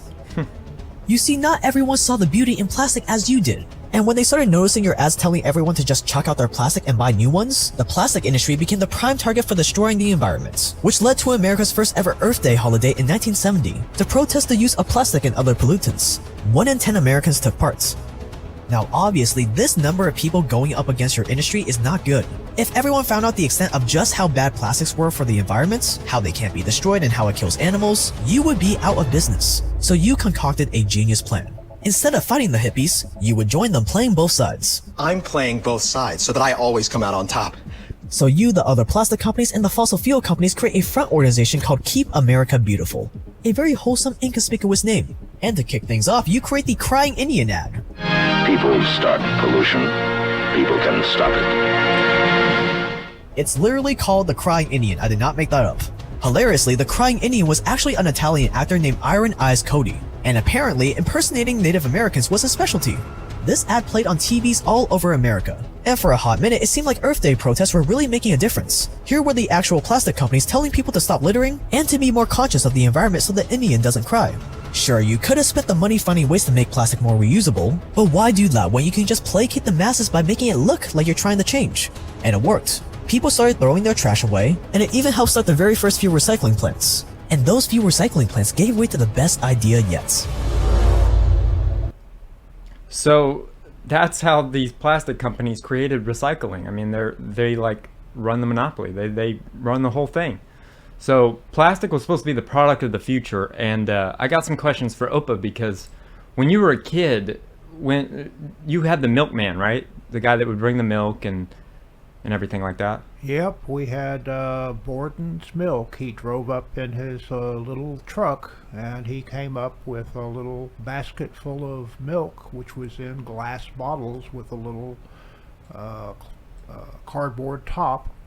And he would take the empties and leave the full ones, and then they would take the empties back and steam clean them or whatever they did to clean the glass, and then fill them up again and bring them back. So I think that's how they brainwash people, because that's actually recycling. And so when people, like when it first came out, people thought, you know, we could do what we do with glass, but the plastic. And then, do you remember when that started, Opa? When you started seeing plastic everywhere? Probably, I'm going to say, in the 60s maybe. Maybe even a little earlier than that, but probably around the 60s. They also did the soda bottles. They were all bottles, and my first job as a little kid was to sort out all of the glass bottles into the different containers, so that when Coke or Dr. Pepper or Pepsi or whatever came to pick them up, all of their bottles were in one carton, and all of the other guys was in another carton, and the shop owner would pay me 25 cents. So they would just already have them ready to be recycled and cleaned and all that. Right, exactly. So like even, I know too much history about Disneyland, but Monsanto Plastics had the home of the future at Disneyland in 1957. So everything in that house was created by plastic. But it just, I don't know, it blows my mind how many things they thought plastic could be used for. So let's find out about the birth of recycling. Let's play this clip. And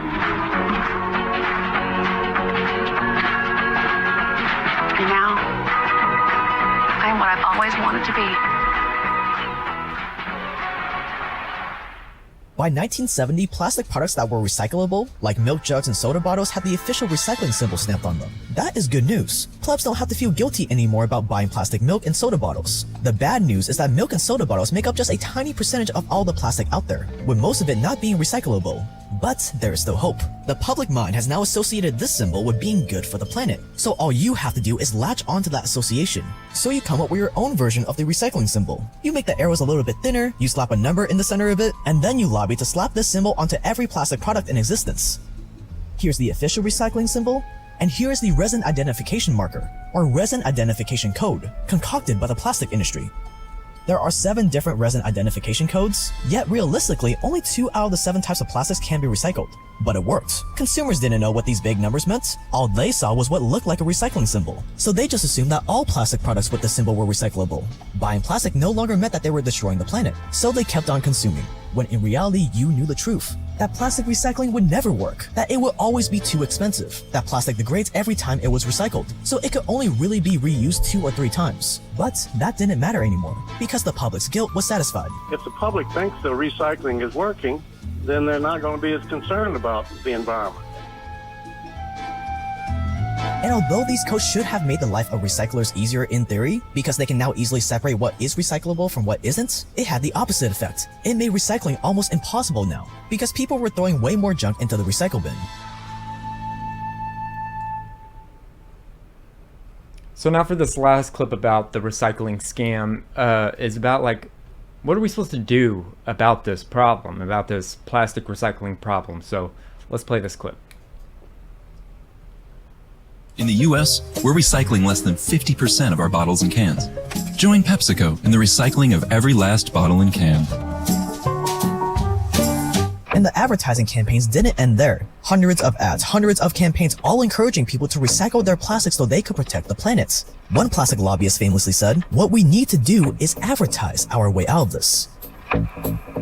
The bottle may look empty, yet it's anything but trash, says one ad from 1990, showing a plastic bottle bouncing out of a garbage truck. It's full of potential. We've pioneered the country's largest, most comprehensive plastic recycling program to help plastic fill valuable uses and roles. Do the right thing, it's an obligation, and your planet will thank you for your cooperation. I'm reusing this plastic jug and making it into a funnel and a tool holder. Jars, nuts, bolts, screws, nails. Reuse it for the future. It's worth it. These ads were made to look like they came from environmentalists, when in reality, it really came from the fossil fuel companies behind all this plastic in the first place. Why? Whenever the public became outraged, you would fund more recycling initiatives, and when the public died down, that funding was pulled. With all this advertising came the introduction of single-use plastics, like straws, shopping bags, bottled water. A material designed to last forever was being thrown away after one use. But don't worry, because you can recycle them, building up the industry's revenue to an insane $1.2 trillion a year. Cigarette companies and the Diamond Cartel are often credited as some of the greatest marketers of all time because of the feats they pulled off, but their practices eventually became somewhat well known to the public. But the plastic industry? Today hardly anyone even knows about the ruse that was pulled off. Some recycling makes sense. Reusing aluminum saves lots of energy. But just about everything else is a scam. When you look at plastic, you know how it helps things stay fresh and safe and light and unbreakable and strong and easy to carry. But take another look. Plastic also saves energy because it helps make cars lighter to save gas. And plastic insulation helps save energy at home. Even these strong plastic bags help save energy because they take less energy to make than other grocery bags. To learn more, call this number for a free booklet. And take another look at plastic. Most of the 300 million tons of plastic waste produced each year that isn't recycled ends up in landfills. But not all of it ends up there. Around 10 million tons ends up in the ocean each year as well. That's the equivalent of one garbage truck full of plastic being dumped into the ocean every single minute, according to some estimates. This could be accidental due to heavy rain and wind moving trash into the ocean, or it could be from illegal dumping, with most of it coming from Asian countries we sell our trash to. And since plastic isn't biodegradable, most of it slowly breaks into smaller and smaller pieces over time. These tiny pieces of plastic are called microplastics, and they either form a sludge layer in the middle of the ocean or end up being eaten by fish. And no matter if you're a raging environmentalist SJW or a hardcore conservative, this creates a problem for you. Not only does it kill marine life like dolphins and whales, we all know about that, but that same plastic ends up seeping its way into practically everything we eat. It's in the delicious sushi I'm addicted to, other forms of seafood, it's in the salt taken from the ocean water, it's in things that don't even come from the ocean like fruits and vegetables, with apples having the highest concentration of microplastics, and broccoli and carrots trailing behind. And sometimes it's even found in the air we breathe. Decades of plastic use have contaminated our air, water, and soil. Eating just a bite of an apple can now mean eating hundreds of thousands of bits of plastic at the same time. And just like when cigarettes first came out, there wasn't decades of smoking history to base studies off of, so doctors just assumed it wasn't bad for you, giving smoking their stamp of approval. Today, we still don't have a clear picture on what the long-term effects of consuming plastic are. Yes, we love plastic so much that we become one with the same material concocted by plastic and oil giants. So all this trash goes to like India, Indonesia, different countries. They go to the highest bidder, and it's just kind of sad to see. Like, I've watched a whole documentary on it. I didn't want to go too deep on you guys, but if you want me to cover more of this, I totally can, because it's super interesting and kind of scary because they burn it, which can't be good for us as humans to be breathing in these toxins. Do you have any thoughts on it, Jake? No, not particularly, just that it's interesting how there seems to be a way to make money in every industry, even this one. Yep, and they control it. The plastic companies control that industry, the whole industry. So Now, off topic, I wanted to tell you guys some cool news that happened with me and Jake recently. And I don't know if I want to tell you guys before or after. I guess I'll tell you before. So we had told you that we met Eddy Bravo, and we have a date for a Zoom meeting interview. So I just wanted to let you guys know, and I'll keep you updated with the times and the dates and all that. But I found something very interesting while I was doing some research about Eddy Bravo, and I found this clip of him pretty much predicting what was happening in the hospitals during, you know what, that YouTube won't let me say because, you know, medical misinformation. So check out this clip of Eddy Bravo. There's so much bullshit going on and all these lies, forging death certificates all over the place, but this, padding the numbers. But we know realistically, though. They're not trustworthy. Nobody that you mentioned is trustworthy, and they're all working together. It's all like all the. And like, wait a minute. Once a cascade of bullshit starts flying around. There's a lot of theories. Just because you make a conclusion and it's wrong doesn't mean you don't make fun of the person that makes it.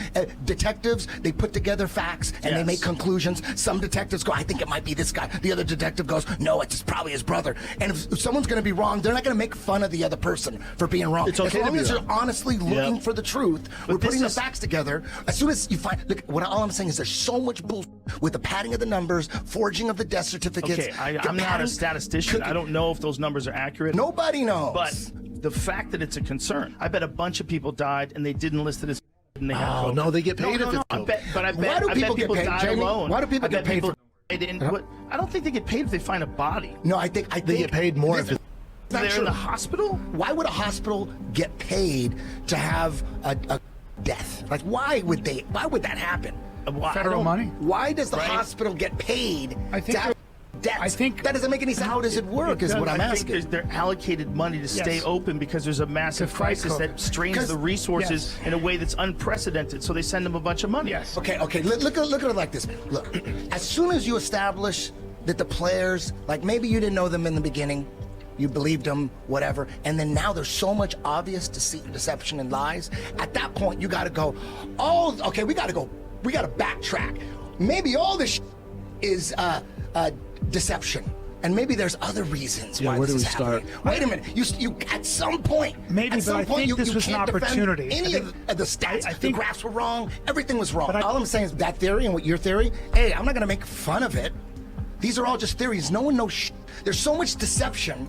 We should all be going, man. Maybe it's that. And go, maybe it's that. Maybe it's that. Maybe it's that. Not like you're fucking crazy.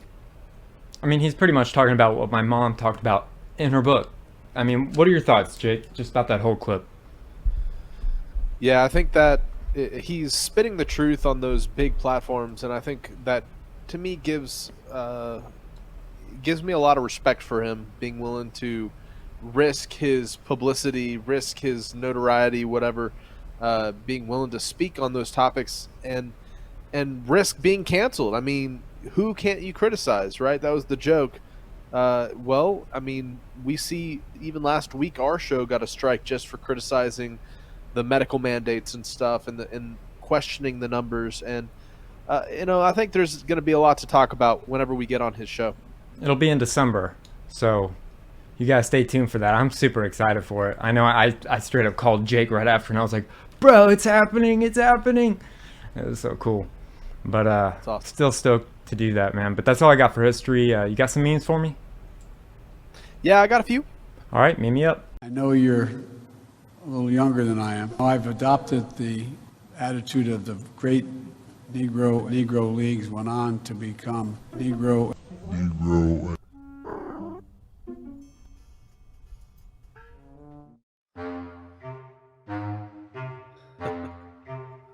Meet me up.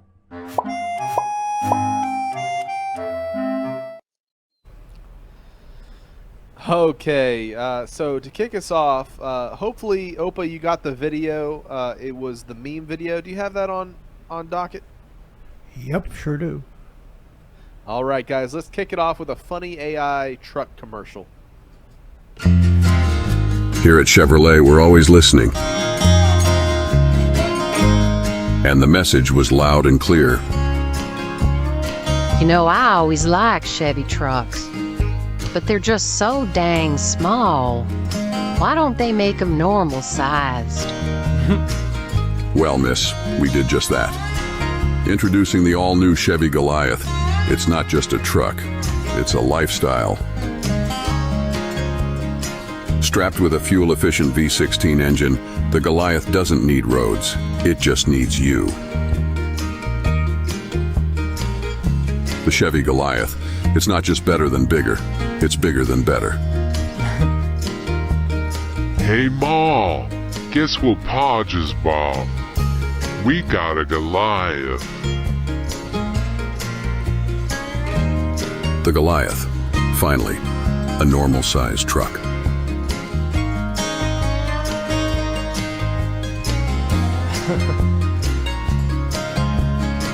It's like a monorail. That's funny. Yeah, it reminded me of you, Jeremiah, when you were talking about getting a camper, put onto the back of your truck. Yeah, the Tacozilla. This commercial. Well, I would. Have you noticed that these truck commercials recently, they're always like almost committing suicide? I probably shouldn't say that on YouTube, but they like go so close to the edge and then they stop right before they go off the edge. And every time I watch one, I'm like, oh my gosh, they're all the same. Next time you look at a truck commercial or a car commercial, watch that. They'll go by a ledge and then they'll stop. And it's so weird. Have you noticed that? Oh, yeah, that does ring a bell. It does make you wonder, they're just like promoting you can go to the edge, but not over it. Or we'll push you over if you have different beliefs. All right, well, we got some memes here. Check this out. It's a really cool painting. It's like a wall painting in mid-Utah, and it's of possible archons, right? Fallen angels, entities, aliens, whatever you want to call them. But and it corresponds to several other locations around the world. A temple in Japan, Panama, Serbia, Longhorn Canyon, and it's interesting. They all have the same shaped head, and I just thought that was a really cool picture. Depicted, some ancient. That's amazing. They all have the same head. All right, check this out. We just passed through Thanksgiving season, and this was the OG Thanksgiving. As recorded, as it happened. Right, you had Bigfoot there, hanging out. Yeah, we're thankful for Bigfoot. In terms of another Thanksgiving, here's Happy Thanksgiving from the World Economic Forum. It's a bug. It's a bug buffet. It's creme de delicious. Man, good old Billy, he's wanting us to be eating this kind of stuff. I want to see him eat that stuff before I would ever eat that stuff. You know what I mean? Oh yeah. Well, I'm sure he's like, oh, it's delicious. It's just fabulously delicious. He's an alien, so that's what he does eat. He's a reptilian alien. Yep. Cool. All right. So I thought this was really interesting in relation to your research with, JFK. Did you know C.S. Lewis and Huxley, Aldous Huxley, all died on the same date? Isn't that interesting? These, not only was JFK, really questioning the monolithic conspiracies and such of his time, but you had C.S. Lewis. We read the Screw Tape Letters, which literally was calling out like the deceptive techniques of demons, and Huxley. I'm not super familiar with the works of Huxley, but he also has some profound words. I believe it is the connection here, but I thought this was a little conspiracy of its own. Why did they all die at the same time? I'll look into it. Same day. If you guys want me to, I'll look into it. I don't know, man. Maybe there's something there. They were talking about too much. Voices. Too much. They knew too much. I don't know. Very interesting. All right, check this out. All right, so this is the famous Dolly, of Dollywood, and she's a 77-year-old woman, and she's on stage pretending to be 20 years old, right? But this is what girls in our generation have been programmed to aspire to be. You know, parading around in their undies, basically acting 20 when they're 70, versus being at home raising, you know, a family, you know, and I think it's just very interesting, you know. We watched that live, dude. We watched that live, and it was really? the most disturbing thing I've ever seen in my life. It was so weird. Yeah, well, she was part of the cowboy cheerleaders, and she could barely keep herself up. If you looked closely at the picture there, or some other pictures that are on there, you're going to see that she has a body suit on. Yeah, like spandex. Makes it look like skin, and it makes her look thinner. Because there's no way, 77 years old. Are you kidding? Look at her belly button. There's a star there, but that's not really in her belly button. That's actually part of the material that is covering her legs, and her whole body all the way up. Oh man, how odd! And guess what she's saying? She sang Queen songs. She sang a couple of her songs, but then she started singing Queen songs, and we were like, "These aren't Dolly Parton songs." It was just the whole thing was odd, dude. Oh man, yeah. I mean, I think it's a good kind of message, you know, for guys and for girls. You know, who do you want to be when you grow up? You know, find yourself a wife who dreams of this, not this, right? So I thought that was a pretty interesting meme there. And last one of the week. Here's a Native American. Here's an African American. Here's an oppressed minority. Here's a competent president. Here's a hero. Here's a scientist, quote unquote. Here's an expert. Here's a mostly peaceful protest. And here's a woman, right? What a topsy-turvy world, man. Yep. So yeah, true. I just funny, you know, it just really interesting seeing how the world's turned upside down, but it's what's right is wrong and what's wrong is right, and they expect us all to stay confused. But yeah. With that said, that's all for this week, Jeremiah. All right, thanks, Jank, for another great current news and memes as always. Opa, thank you for another great Opa's Corner. I hope you guys enjoyed today's history segment. We hope you enjoyed today's episode. Never quit fighting. Let no man deceive you. Thank you for standing alongside us as we fight for justice and continue our quest for truth. Subscribe and stay tuned.